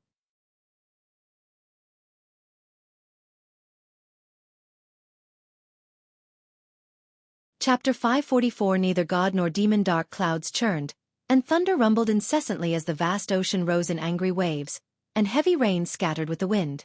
Amid those alarming surges, one could vaguely make out the shocking sight of corpses. Looking into the distance, one could see a fierce battle unfolding between the celestial sea. Countless cultivators besieged a demon tens of thousands of feet tall. The demon, human in form, was covered in black fur, dressed in black armor, and wore a horned iron helmet, resembling a war god from the demon realm. Wielding a terrifying great sword, it could cleave the sea and slash the heavens with absolute, tyrannical might. Cultivators' bodies continuously fell, crashing into the gloomy sea and quickly being dispersed by the churning water. Miles away at the edge of the Nine-Spirit continent, Li Xuanyu and Tang Kai stood on a cliff, watching the battle from afar. Waves splashed against the shore, wetting their dresses, but they paid it no mind. How terrifying, this demon! Are such demons rampant all over the world? Tang Kai couldn't help but look at Li Xuanyu, exclaiming in awe. Several days ago, numerous meteors from outer heaven had descended, shaking the earth, and not long after, the human world faced a catastrophe. Only a few days had passed, and demons from outer heaven threatened Nine-Spirit continent. Li Xuanyu replied, "The demonic chi from outside is indeed heavy. No wonder an Exan wanted us to stay." Tang Kai couldn't help but ask, "Sister, you don't think Liya will get into trouble, do you? With his temperament, he's sure to dive right into the thick of it. I'm really afraid he might get seriously injured again." "Don't worry, he has his own fortune. His life is much harder than either of ours." Li Xuanyu shook her head slightly and, saying so, she turned to leave. Tang Kai took one more look at the distant battle at the edge of the sea, then followed Li Xuanyu's steps. She was curious about the demon's cultivation level, but unfortunately, Li Xuanyu couldn't see through it either. Their experiences were but a microcosm of the world. Every continent and sea was plagued by demons from the supreme demon realm, with countless beings meeting tragic deaths every day. The skies of the human world darkened, signaling a tribulation sweeping across the entire great heaven and earth. The supreme demon realm came only to slaughter. In the sacred domain, within a palace, 7 figures gathered, staring at the throne of the silent destruction god emperor in silence for a long time. One of the women broke the silence. "The master hasn't come back yet. Could something have happened?" At these words, the faces of the other 6 turned grim. The silent destruction god emperor had been missing for many years. They had not been worried at first, but now with the attack of the supreme demon realm and the god emperor's absence, they couldn't help but be concerned. The supreme demon realm has always hidden in the shadows. Now that they have launched a large-scale invasion of the celestial spirit great world, I fear someone has been guiding them from behind, and that person is likely that one. A middle-aged man inhaled deeply and spoke gravely. He didn't specify who that one was, but everyone understood. The celestial spirit god. the supreme existence of this great thousand world. Once again, the hall fell into silence. Even with the lowest among them being profound yuan-free immortals, the mere thought of the celestial spirit god sent chills down their spines, quelling any thoughts of rebellion or scheming. Just then, the palace began to tremble, and the candles flickered violently, threatening to go out at any moment. All seven turned to look towards the doorway. Without the holy court, the celestial court appears stronger, yet it seems to have lost its former keen edge. A cold voice came from outside the hall, like a muffled thunder that echoed throughout the sacred domain, audible to all beings within the holy court. The seven in the hall looked at one another again, none volunteering to speak first. More than the safety of the holy court, they wanted to know where the silent destruction god emperor had gone. They didn't even consider the possibility of the emperor being dead. In their minds, the silent destruction god emperor was an immortal being. If a power such as the holy court could come under attack from the supreme demon realm, what about other sects?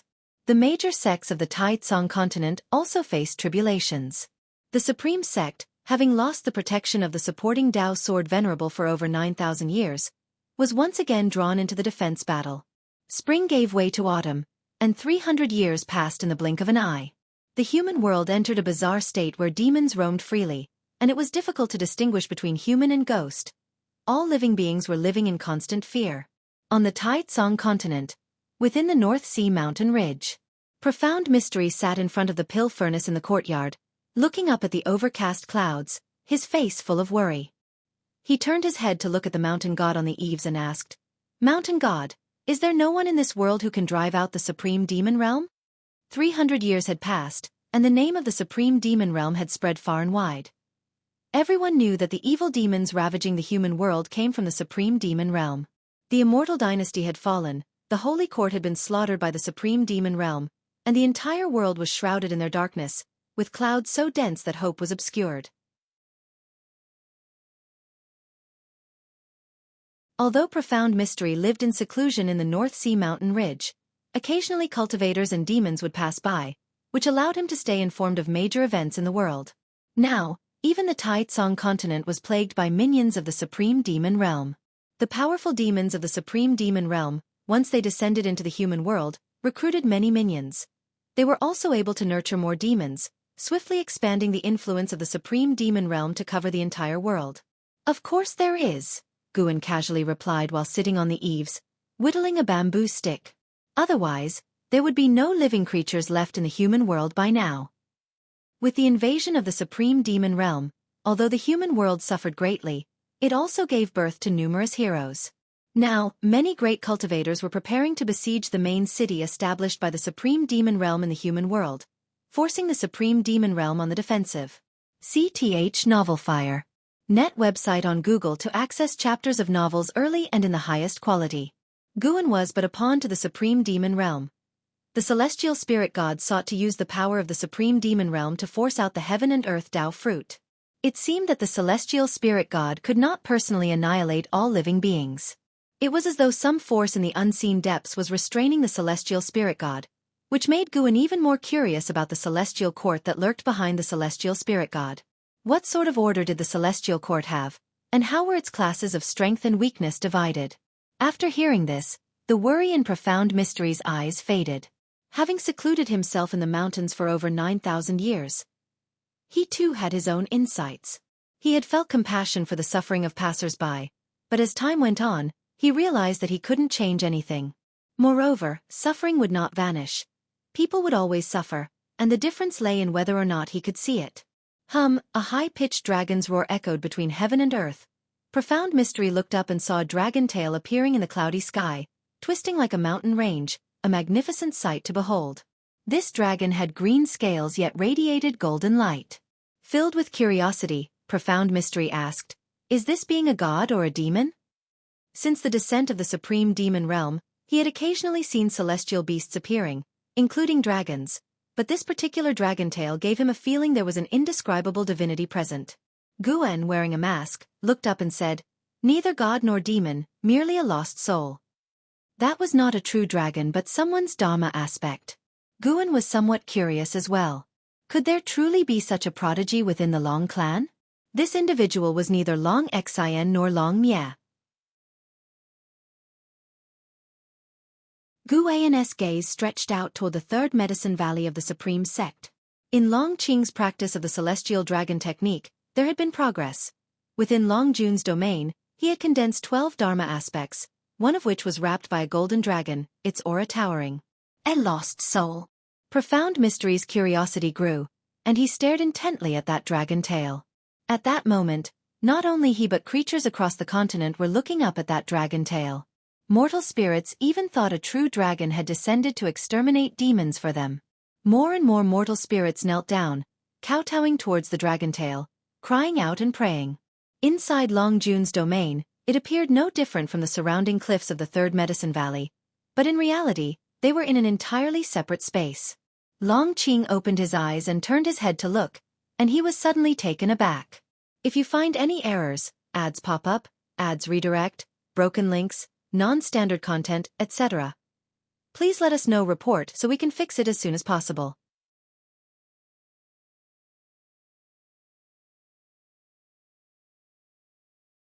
Chapter 545. Heavenly Dao Peak, Celestial Emperor, who is he? As he gazed at the Dharma aspect that was enveloping the golden dragon, Long Qing asked Long Jun. Long Jun looked at the golden dragon Dharma aspect, his expression quite complex, and said, "He is the previous you, your ancestor. Like you, he's a remnant of the Long clan.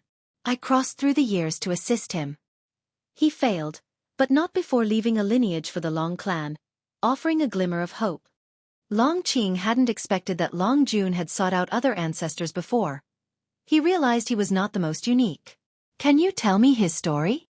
Long Qing asked, curious to learn about the life of each Dharma aspect he managed to manifest.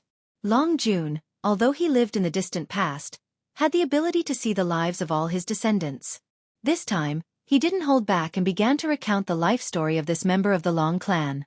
Long Mang, born without parents or even the protection of servants left by his family, was abandoned in the Great Thousand World and was taken in by a cultivator from a sect. The first half of his life was relatively stable until he awakened the bloodline of the Long clan, which drew the attention of the battle court. His master was turned to ash, his wife and children were slaughtered, and his fellow sect members were almost entirely massacred. Had Long Jun not intervened in time, the lineage of the Long clan would have ended with Long Mang. After rescuing Long Mang, Long Jun began to teach him the secret techniques of the Long clan. During his cultivation, Long Mang developed his own understanding of the celestial dragon Dharma aspect.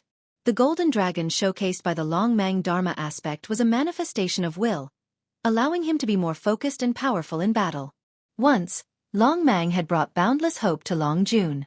Unfortunately, Long Mang still met his end at the hands of the silent destruction god Emperor, and his grandson even fell victim to the Emperor's possession. The silent destruction god Emperor. Always him. What exactly is his relation to the battle court? Why does he continuously possess us? Long Qing asked indignantly, his eyes brimming with murderous intent. Long Jun replied, he has no direct connection to the battle court, but he covets the bloodline talent of the Long clan. Perhaps he has reached his own limits and can ascend no further. Long Qing took in a deep breath, his fists clenched tightly, and said, I hope I get the chance to kill him with my own hands in this life. Long Jun remained silent, offering no further conversation. Then, Long Qing closed his eyes and continued to cultivate the celestial dragon Dharma aspect. Since the advent of the supreme demon realm, he had felt a sense of crisis.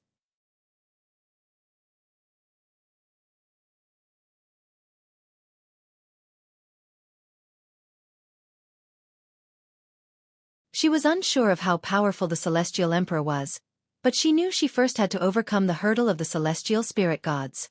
Even if it means death, I have to fight, especially when there's no way back. The immortal seeker's tone was firm, as if he, too, was speaking to himself. Search the novel Fire. Net website on Google to access chapters of novels early and in the highest quality. If you find any errors, ads pop up, ads redirect, broken links, non-standard content, etc., please let us know. Report so we can fix it as soon as possible.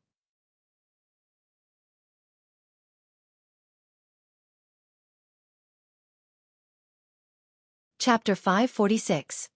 Master. What is the profound Yuan-free immortal? In the autumn season, the forests within the Taoist field of the beginningless gradually turned yellow and withered.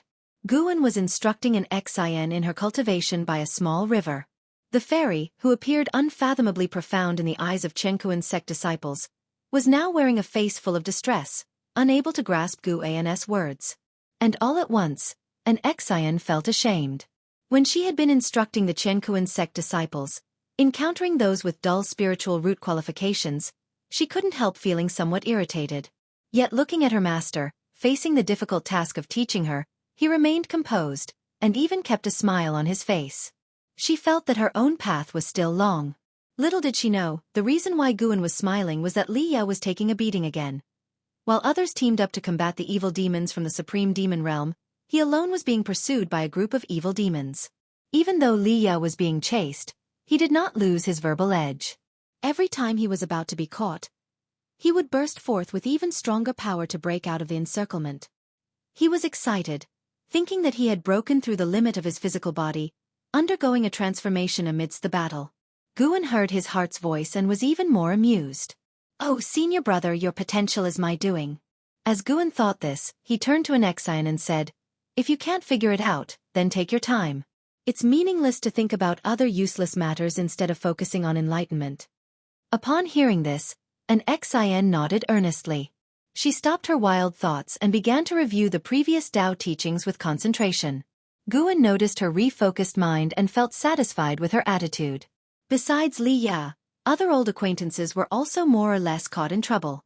In the current times, the scramble for opportunities inevitably involved combat and killing. What Guan was most concerned about, however, was Zhu Xi. Zhu Xi had already stepped into the realm of Taoist Xianxia immortal, his body exuding the aura of reincarnation, clearly having regained his destiny pattern from his previous life as a saint of Xianxia. It's worth mentioning that Zhu Xi did not go to outer heaven for his breakthrough. They were hidden in an ancient secret realm, and his breakthrough had caused quite a stir, covering the entire celestial spirit great world. However, since the supreme demon realm was causing chaos, the various sects did not fully mobilize to investigate the truth. Zhu Xi, who had reached the realm of Taoist Xianxia immortal, was preparing to impact an even higher realm. Profound Yuan free immortal. Guan was curious about the immortal seeker.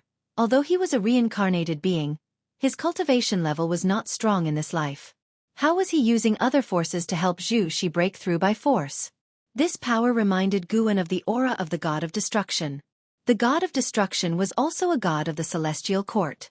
In Black Profound Emperor's memories, the aura of the god of destruction was different from that of the celestial spirit god, but it was, nonetheless, related to the celestial Tao aura.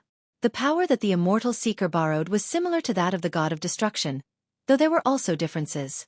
Guan sensed carefully and felt that this power might be at the same level as the god of destruction and the celestial spirit god.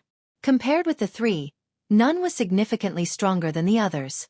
Interesting, it seems that there's some cause and effect contradiction within the celestial court itself. While observing the world, Guan repeated his teachings. The content an Xian had already memorized, but the reason he repeated it was that he infused his Tao intent into his voice, allowing the Tao listener to have new realizations with each listening of the same content. And Xin's spiritual root qualification was mediocre, but her comprehension was not bad. For her to have come this far, Guan had expended quite a bit of effort just teaching the Tao. Thankfully, it looked to be worth it. Let's see what kind of existence it is that has allowed the celestial spirit god to hold on until now. Guan looked at an Xian, thinking thus in his heart. In the following autumn, the 9 spirit continent remained relatively calm, but the Taitsong continent and other places around the world suffered even more intense shocks. The supreme demon realm seemed to sense something and became increasingly manic.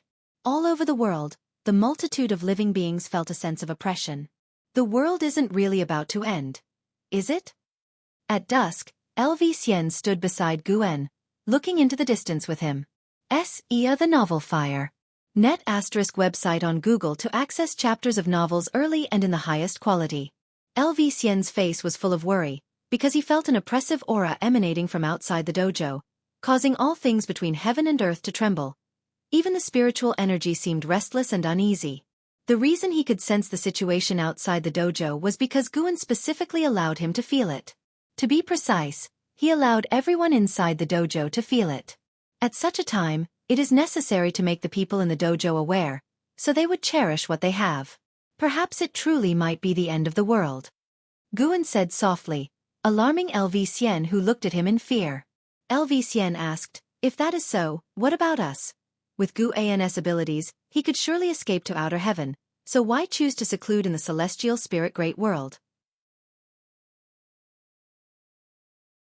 This catastrophe will lead to the annihilation of all beings, followed by the shattering of heaven and earth, and even the universe will collapse.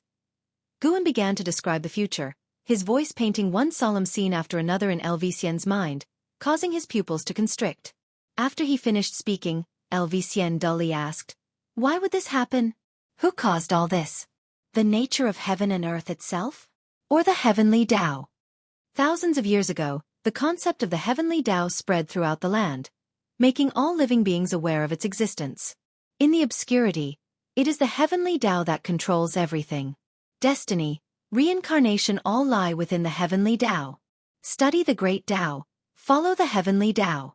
Perhaps it is the immortal gods that people admire who are dissatisfied with our world, and soon you will see the truth for yourself, Guan said with profound meaning. Xian subconsciously asked, how soon is soon? As soon as the words fell, the ground trembled, and a vast oppressive force descended, enveloping all things between heaven and earth. Xian was immediately intimidated by this force, his eyes widened, showing an expression of utter disbelief. At this moment, a series of figures appeared out of nowhere behind them. It was an Xian, Xianxia, and others.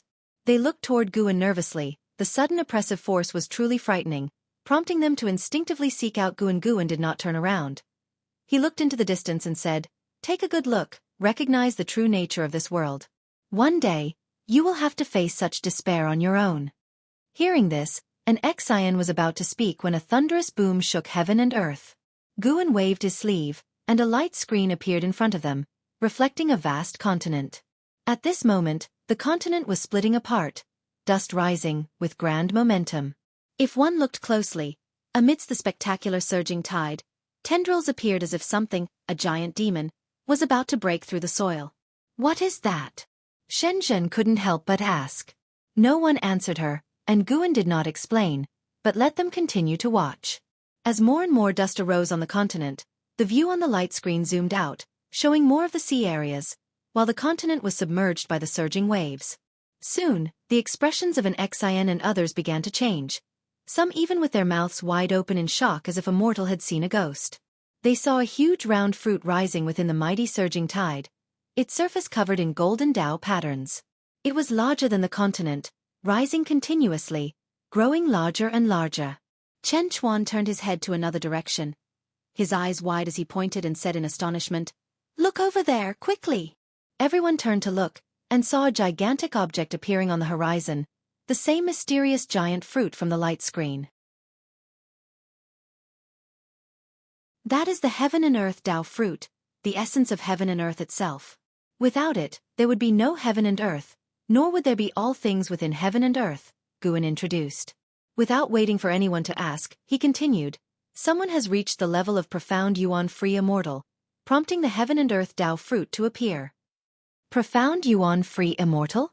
Blood Prison Great Saint asked impatiently, Master, what is a profound yuan-free immortal? If you find any errors, ads pop up, ads redirect, broken links, non-standard content, etc., please let us know. Report so we can fix it as soon as possible.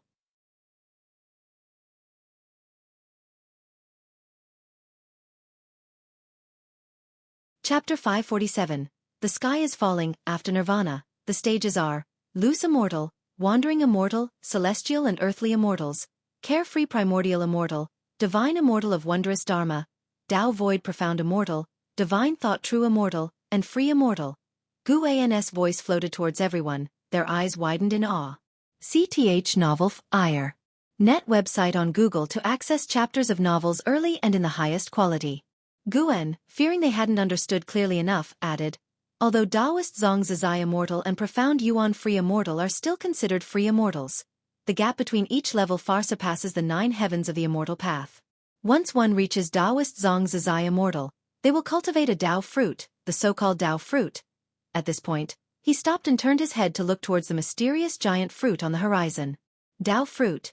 Chen Chuan couldn't help but ask, Master, Could this heaven and earth Dao fruit possibly be a cultivator's Dao fruit? The others all looked at Guan, extremely tense, awaiting his answer. Guan replied, yes, the heaven and earth Dao fruit is indeed a cultivator's Dao fruit, and the catastrophe of heaven and earth is brought by the enemies who slew him. Everyone was shocked upon hearing this, turning to look at the heaven and earth Dao fruit that was still growing, feeling more powerless than ever. How many years of cultivation would it take to reach such heights, yet such a being could still be killed?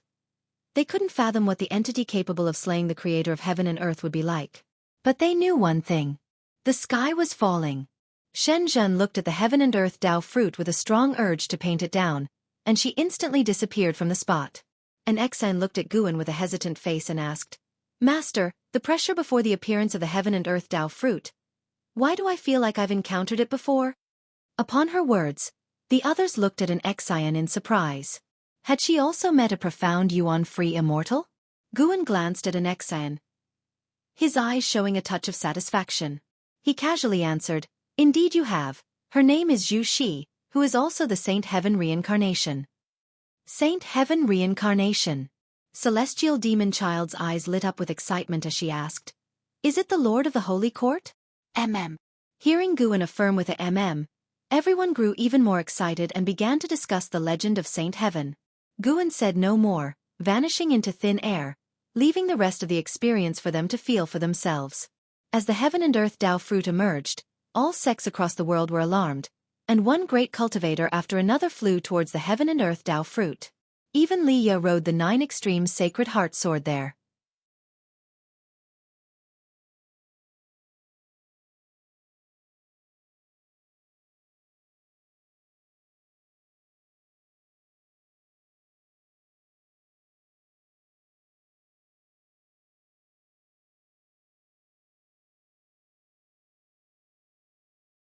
The longer time dragged on, the more disaster it brought to all beings.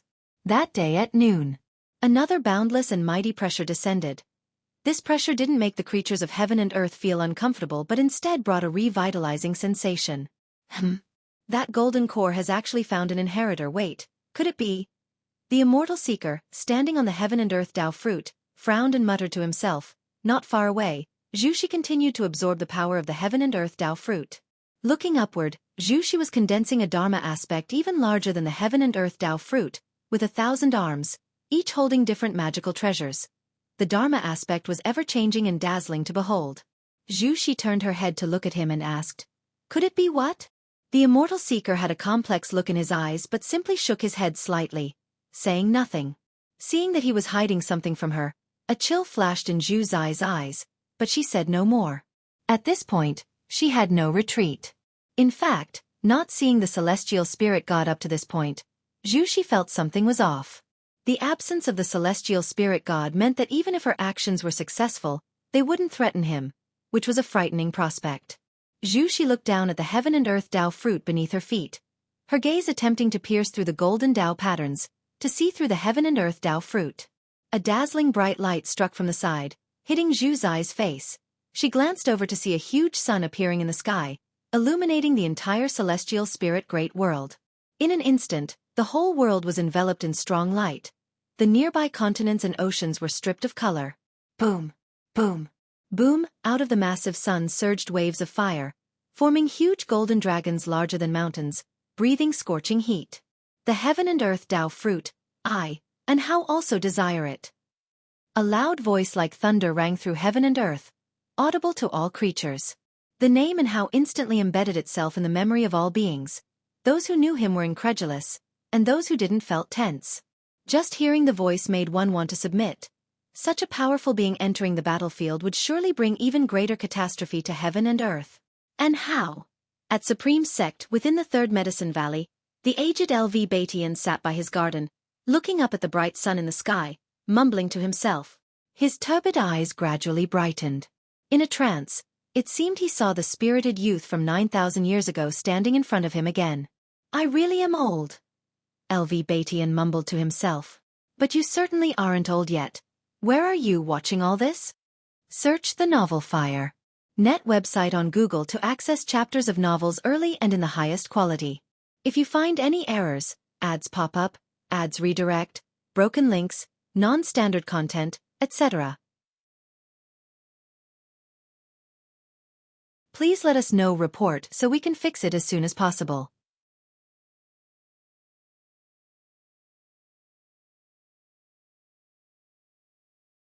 Chapter 549. Celestial Spirit Immortal Venerable. Supreme Demon Emperor Guan appeared with the Celestial Tao Golden Core, and that magnificent celestial might made the situation in the great heaven and earth even tenser. Zhu did not respond to Guan's forceful shouting. She directly controlled the Dharma aspect to strike at Guan, releasing the profound primordial aura that made the rules of heaven and earth tremble, causing the celestial vault's thunderclouds to churn and change color, with various anomalies emerging one after another. The clash between the Celestial Tao Golden Core and the Heaven and Earth Tao Fruit affected the entire great heaven and earth. This time, there was no retreat for all beings, as the disaster was no longer centered around the Heaven and Earth Tao Fruit spreading outwards, but instead causing the great heaven and earth to crack everywhere, with no pattern to speak of. In front of these two powerful forces, any being wishing to participate in the struggle did not even have the qualification to approach. The 7 subordinates of the Silent Destruction God Emperor were not attracted to the Heaven and Earth Tao Fruit. Instead, they flew towards the outer heaven. After a long time, they flew to the World Gate, and in front of the seated Celestial Spirit God, they bowed respectfully, with a reverent attitude. One of them took out a long command token and said carefully, "Celestial God, we wish to return to our great thousand world." The Celestial Spirit God did not open his eyes, but the World Gate behind him began to tremble, and a strong light burst forth from within, which relieved the 7 individuals, who immediately flew into the World Gate. After their figures disappeared, the World Gate quickly returned to calm, and the strong light inside faded away. A mass of black chi condensed out of thin air next to the Celestial Spirit God, gradually forming a sinister cold face. "Celestial God, in this battle, my supreme demon realm has suffered heavy losses. Why have you not taken action yet?" The mysterious face asked, its tone perplexed. The Celestial Spirit God slowly opened his eyes, which were brighter than the sun and the moon and also demonstrated celestial might.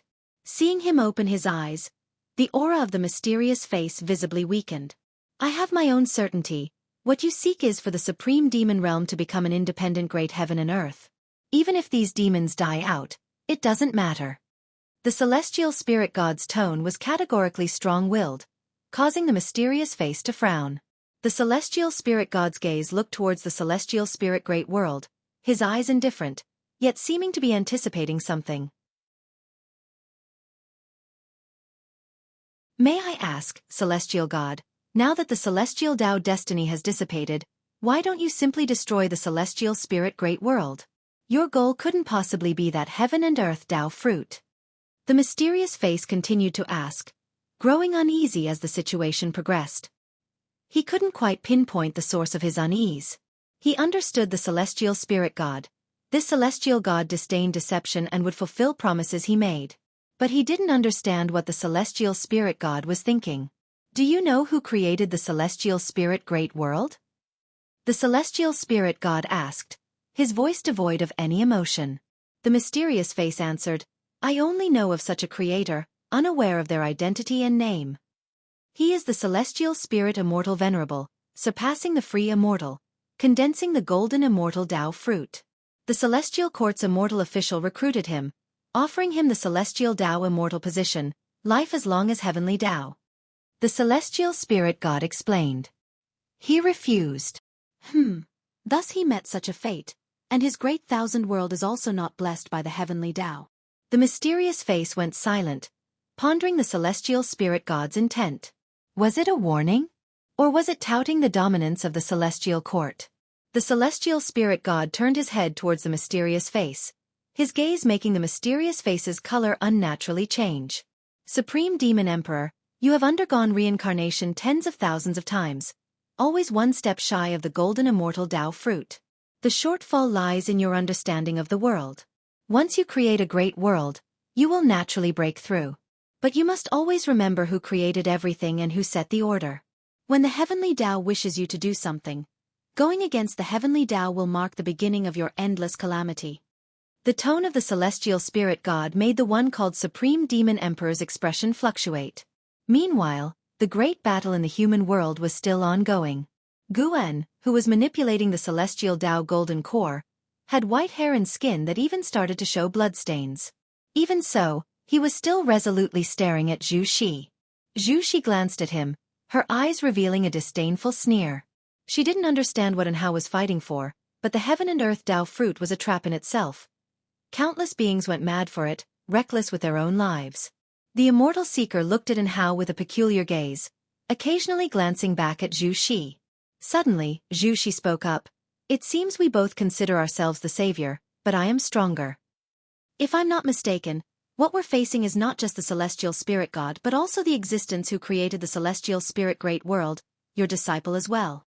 As her words ended, Zhu Xi's eyes turned cold as she looked toward the immortal seeker.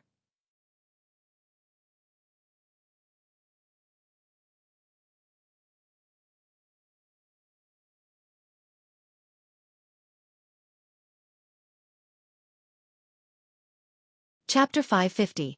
The treasures of the immortal palace. The collision of the forces between the heaven and earth Dao fruit and the celestial Dao golden core not only made the world tremble but also affected the other great heaven and earths within the universe, turning the disaster into a cosmic calamity. The Dao mist in the silent extinction domain surged violently, with pieces of nebulae dispersing and new ones being born. The cosmic beasts hidden in darkness began to flee in all directions, presenting a chaotic scene in the vast, boundless universe.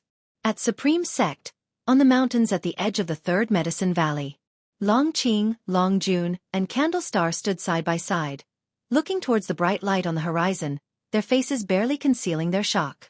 Candlestar couldn't help but look at Long Jun and asked, "Senior, can you see through all this?" He could feel a powerful presence awakening in the distance, its momentum increasing at an unimaginable pace. "I cannot see through it either. What is happening now is completely different from the future I foresaw," Long Jun replied, his eyes complex. Long Qing caught a glimpse of Long Jun's expression with his peripheral vision, and sensed the unrest and confusion of this elder. This was the first time he had seen such an expression on his ancestor's face. He looked back towards the horizon, his emotions mixed. "Brother Anhao." Zhu Xi. Long Qing murmured these two names in his heart. Both were fellow disciples, and although Zhu Xi was Saint Heaven reincarnated, they had this connection.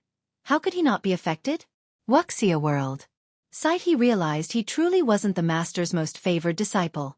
Anhao and Zhu Xi had already been able to dominate the trends of heaven and earth, while he could only hide within Medicine Valley to cultivate his divine skills, which were profound and unfathomable, and how much longer it would take to master them was unknown. All living beings were enveloped by the bright light, and everything lost its color. Even mortal spirits could feel the oppressive force swiftly strengthening. But miraculously, this didn't extinguish the mortal spirits. From the view of the universe at the center of the celestial spirit great world, there was a mass of strong light, and this light was rising. Within the strong light, two figures were battling, Zhu Xi and Anhao. Zhu Xi's Dharma aspect shrank to 10,000 zhang tall, completely suppressing Anhao, who had turned into a bloodied figure, his physical body occasionally exploding but quickly coalescing again. Both were utilizing the power of heaven and earth, but Zhu Xi's cultivation level was far superior to Anhao's, the gap in strength vast. "You're no match for me, give up." Zhu Xi looked down upon Anhao, her cold voice echoing, her Dharma aspect not ceasing its spell casting. Anhao didn't utter a word, clenching his teeth and persevering, his blood-streaked white hair whipping about as if he were a mad demon. Patterns of gold slowly appeared on his chest, and soon an eye emerged. It was the mysterious giant eye from within the celestial Dao golden core. Seeing this eye, Zhu Xi frowned. At that moment, countless light stars burst forth from behind Zhu Xi, hurtling towards Anhao at high speed, and her expression drastically changed. She felt her own power being siphoned away, headed towards Anhao. The divine skills taught by the immortal seeker could prevent her from being devoured by the heaven and earth Dao fruit, but they could not stop the power of the heaven and earth Dao fruit from leaving. "What's going on?" Zhu Xi furrowed her brows tightly, staring intently at Anhao.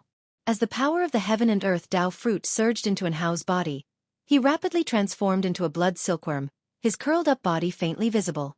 It wasn't just the power of the heaven and earth Dao fruit but also the power of the celestial Dao golden core no longer lent to Anhao, but merging inside him in an inexplicable manner. Anhao was transforming into someone else. Meanwhile, Guan, exercising his muscles in secret, was startled by Anhao's fate turning murky, making him hesitant about whether to make a move prematurely. But if he struck prematurely, the master of the great world would still leave behind a hidden danger. If the will of the master of the celestial spirit great world remained and could observe all creatures, that posed a risk for Guan as well. He couldn't let anyone know of his ability to steal lifespans. So he would wait. It was only fair that Hao should pay a price for his choices, since no one had forced him on this path. Guan saw the celestial spirit god move, holding that familiar massive axe and walking towards the celestial spirit great world. Behind him followed a mass of demonic qi, whose essence was the same as the evil demons of the supreme demon realm, especially similar to that of the supreme demon emperor. With just one glance, Guan saw through its cause and effect. The supreme demon emperor, the ancient being who established the supreme demon realm. The supreme demon emperor was merely his disciple, managing the supreme demon realm on his behalf while he had always hidden in the shadows, unknown to anyone in the supreme demon realm except for the supreme demon emperor. Feeling something, the supreme demon emperor suddenly stopped. The celestial spirit god paid no mind and continued forward, his eyes only on the celestial spirit immortal venerable. He didn't walk fast, still waiting for the celestial spirit immortal venerable to revive. Before long, having lost the power of the heaven and earth Tao fruit, Zhu Zai's cultivation level fell sharply, suddenly dropping to the Taoist Xianxia Zai immortal realm. She couldn't help but spit out a mouthful of blood, her complexion instantly turning pallid. She looked ahead, and the blood silkworm transformed by Hao had grown over 100,000 zhang tall. His figure had also become enormous, still curling up. A deep breathing sound came from inside the blood silkworm, as if the oldest demon god was about to awaken. "Are you still not leaving?" The voice of the immortal seeker entered Zhu Zai's ears. She turned her head to see the immortal seeker appearing beside her. His body emitted a faint silver light, his robe fluttering slightly, full of immortal energy. "Zhu," she retorted. "Leave? Where do I go? To the world gate?" The immortal seeker sighed. "I underestimated him, perhaps I was also calculated by him. I will help you leave. Your talent should not be buried here." Just as Zhu she was about to continue mocking, the immortal seeker's soul emerged from his body and he turned, swinging his hand towards her. His palm was incredibly fast, so fast that even Zhu Shi in the Taoist Xianxia Zai immortal realm couldn't react in time. Struck by the palm wind from afar, Zhu Zai's eyes widened as she fell backward, a silver-white light gate appearing behind her. She fell straight into it, and the light gate abruptly vanished. The flesh of the immortal seeker perished, leaving only his soul floating in the void, his face showing a weary expression. He turned to look at the massive blood silkworm, his gaze complex. "My disciple, why must you also hide from your master? Could it really have been your fault back then?" The immortal seeker muttered to himself. "Celestial spirit immortal venerable, you established the celestial spirit great world, and were conferred the celestial Tao immortal position by the celestial court, yet you refused and even harmed immortal officials, sacrificing all living beings. Now, do you still want to commit crimes?" The voice of the celestial spirit god came from the depths of the universe and reached the ears of all beings in the universe. The name Celestial Spirit Immortal Venerable made all beings remember. Establish the celestial spirit great world? Sacrifice all living beings? The information in these words struck fear into all beings. Then another voice arose. "What about you, celestial spirit god? Without my establishment of the great thousand world, where would your godly position come from? You force me to sacrifice all living beings, you keep the great thousand world in its shattered state, unable to be repaired by the heavenly Tao. Your actions have already violated the celestial rules. What are you pursuing? Do you think I don't know?" Celestial Spirit Immortal Venerable. His voice was similar to Hao's, but more imposing.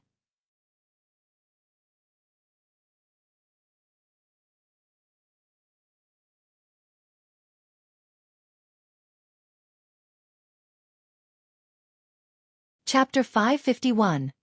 Guan versus the Celestial Spirit God. Hearing the words of the Celestial Spirit Immortal Venerable, the immortal seeker's expression turned ugly, anger apparent in his eyes. "Why have you chosen to be born at this time?" The immortal seeker looked up at the figure of the Celestial Spirit Immortal Venerable and asked, suppressing his rage, knowing now was not the time for petty calculations. The Celestial Spirit Immortal Venerable did not answer but instead turned to gaze toward the Celestial Spirit Great World, his eyes filled with profound meaning. At the same time, a brilliant light appeared from the depths of the universe. It was the figure of the celestial spirit god holding the celestial Tao divine axe, stepping on the Tao rules. Every step he took, ripples spread throughout the cosmic space. Under his steps, the universe seemed ephemeral, ready to vanish at any moment. The celestial spirit immortal venerable turned back, refocusing his gaze on the celestial spirit god. He raised his right hand, palm facing upwards, and gold flame spontaneously appeared and rapidly coalesced into a great cauldron, growing larger continuously until it dwarfed his own form. Above the cauldron, a vortex with stars scattered within, breathtakingly beautiful, resembling the most mystical secret realm, brimming with allure. The moment the cauldron appeared, all beings felt as if their strength was being siphoned away. Countless fell paralyzed to the ground, those flying cultivators and demons crashing into oceans and between mountains. All at once, the celestial spirit great world fell silent. Inside the palace, Xianxia lay weak on the staircase, looking toward the outside of the grand doors, her face revealing a look of despair. Wuxia world. Sight Wuxia world.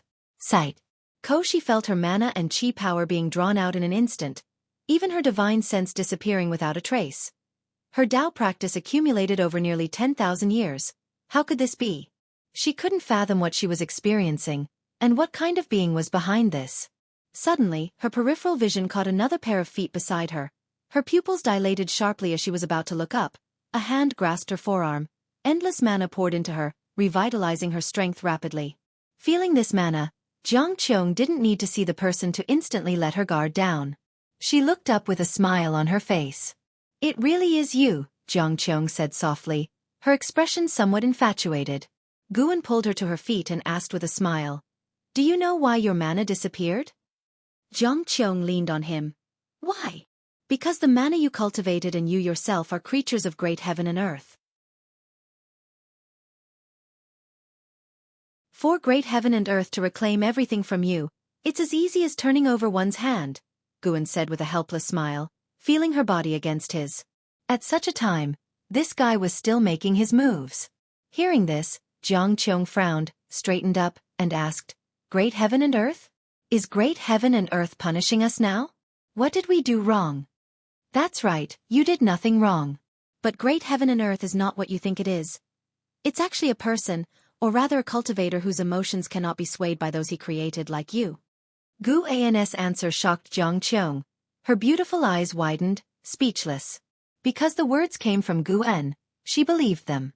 And because she believed, her perception was overthrown. She felt the world was preposterous. While Guan was explaining the truth about great heaven and earth to Xianxia, the celestial spirit god had already arrived before the celestial spirit immortal venerable, no longer smaller in stature than the celestial spirit immortal venerable. Under the presence of the two mighty beings, the celestial spirit great world seemed nothing more than a stepping stone, no longer holding the grandeur and magnificence of great heaven and earth. The celestial spirit god, still holding the celestial Tao divine axe and emitting a strong heavenly light, dazzling to the extreme, looked at the great cauldron in the hands of the celestial spirit immortal venerable and spoke, "Purple Chi creation cauldron, being with you has done it a disservice. Today, I hope you will let it show its true strength." The celestial spirit immortal venerable fixated on the celestial spirit god. "You have grown stronger." The celestial spirit god lifted the celestial Tao divine axe, pointing at him. "After I execute you and destroy your great thousand world, I will shed the identity of the celestial spirit and ascend to an even higher rank among the immortal gods." "Humph, had you not ambushed me back then, the outcome would still be in question." As the celestial spirit immortal venerable's voice fell, the purple chi creation cauldron burst forth with a vast chi sea. The silvery stellar sea suddenly expanded, enveloping the entire universe. The aura of the celestial spirit immortal venerable surged relentlessly. He was absorbing the power of all things in the universe, including the powers of those great worlds. The celestial spirit god still did not make a move. The soul of the immortal seeker floated in the distance, his gaze locked on the celestial spirit god. He could tell that the celestial spirit god had utter contempt for the celestial spirit immortal venerable. Has he reached a higher realm? The immortal seeker frowned, feeling uneasy. It was not just him. Even the celestial spirit immortal venerable could feel the disdain from the celestial spirit god. At that moment, within the celestial spirit immortal venerable, inside a dark space, an house stood beside the celestial spirit immortal venerable, both gazing ahead. 100 yards away, a screen of light suspended, showing the figure of the celestial spirit god. Looking at the immovable celestial spirit god, the disheveled Anhao felt uneasy. He turned to the celestial spirit immortal venerable and asked, "Are you confident?" The celestial spirit immortal venerable, dressed in a white robe, looked very similar to Anhao, though with a more weathered face. "I can only do my best, and besides, I have no other choice, do I?" The celestial spirit immortal venerable replied, his answer darkening Anhao's expression. The celestial spirit immortal venerable turned to Anhao with a smile. "Don't worry too much. With my abilities, even if I cannot defeat him, helping you to escape to safety is hardly a difficult task." Anhao was not pleased. He asked, "Why do you treat me this way?" He had a suspicion in his heart but dared not voice it. "You guessed right, but also not quite. You can indeed be considered my child, but not in the way you understand birth. You were conceived from my own Tao, and it was my choice to let you be born where you were. As long as you are within my great thousand world, I could even keep you immortal. I have always been watching over you," the celestial spirit immortal venerable continued.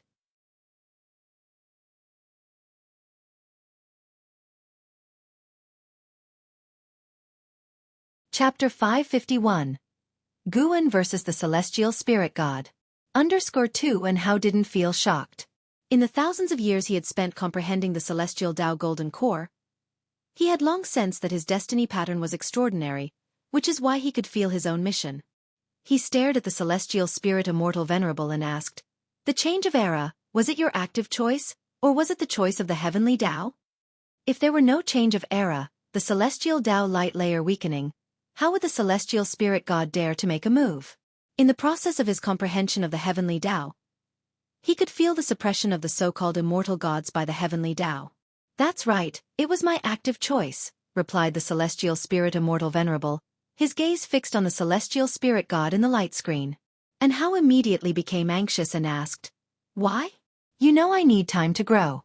Given time, I would surely be able to help you eradicate the celestial spirit god and aid in your resurrection." He had absolute confidence in his talent.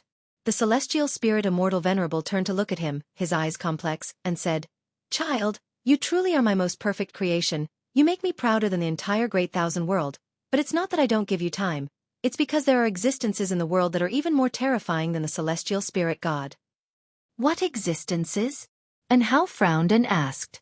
Today, the number of powerful beings ravaging the celestial spirit great world were countless, and many names flashed through his mind.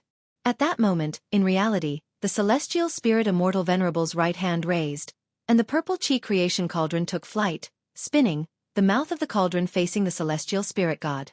Boom! A majestic force that made the entire universe tremble erupted from the cauldron mouth, and a vast silver-blue chi sea burst forth, grand and unstoppable, illuminating the celestial vault of the celestial spirit great world. Wuxia world. Sight countless creatures lying on the ground looked up to see the celestial vault disappear. They saw a silver-blue giant river, within which countless stars twinkled. The eyes of all beings were filled with dots of silver-blue light. They saw the figures of the celestial spirit god and the celestial spirit immortal venerable, resembling two founding gods, making all creatures feel their own insignificance. Even those in the immortal Tao realm felt nothing but infinite reverence in their hearts at this moment.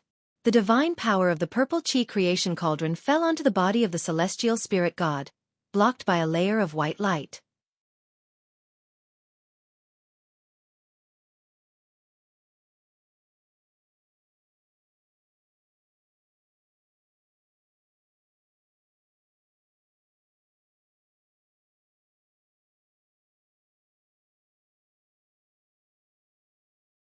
The fear of the celestial spirit immortal venerable made Anhao angry. He would not allow the celestial spirit immortal venerable to display such loss of composure. What fear is there in death?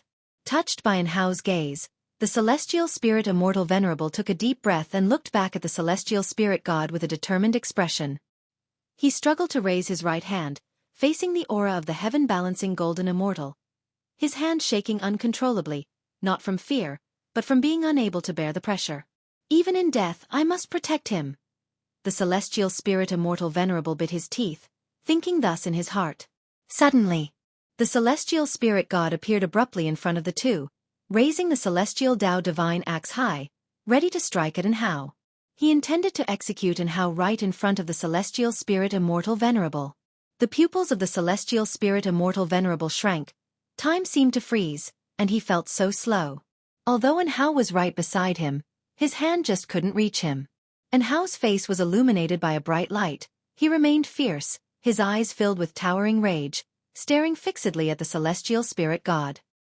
He was ready to face death, but he did not wish to die without dignity. Boom!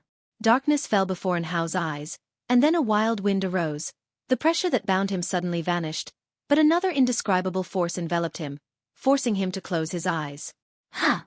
The surprised voice of the celestial spirit god rang out, startling Anhao into hurriedly opening his eyes. When he saw the figure before him, his eyes widened, and his body trembled. Between the celestial spirit god and Anhao, a figure appeared, blocking the celestial Dao divine axe in the hands of the celestial spirit god. The divine axe was suspended above the head of this person, unable to fall, the blade about 10 centimeters from their forehead, but it was these 10 centimeters that saved Anhao's life. The celestial spirit Immortal Venerable also felt the binds on himself disappear and turned to look at the figure that had appeared. His brows furrowed tightly. His eyes filled with fear. Master! Anhao exclaimed excitedly. That person was none other than Guwen. Guwen, dressed in black, stood in front of Anhao, his robe fluttering, the Xian Hong sword hung at his waist, his right hand still resting on the hilt, as he calmly stared down the celestial spirit god. As their four eyes met, the celestial spirit god's gaze held a scrutinizing hint, while Guwen was as peaceful as still water. Guwen had imagined countless times standing in confrontation with the celestial spirit god. Now that the moment had truly arrived, his heart settled into an unprecedented calm. At that moment, facing the celestial spirit god was not just Guwen. There was also the extremity, Xianxia, and the Black Profound Emperor. Search the novel Fire.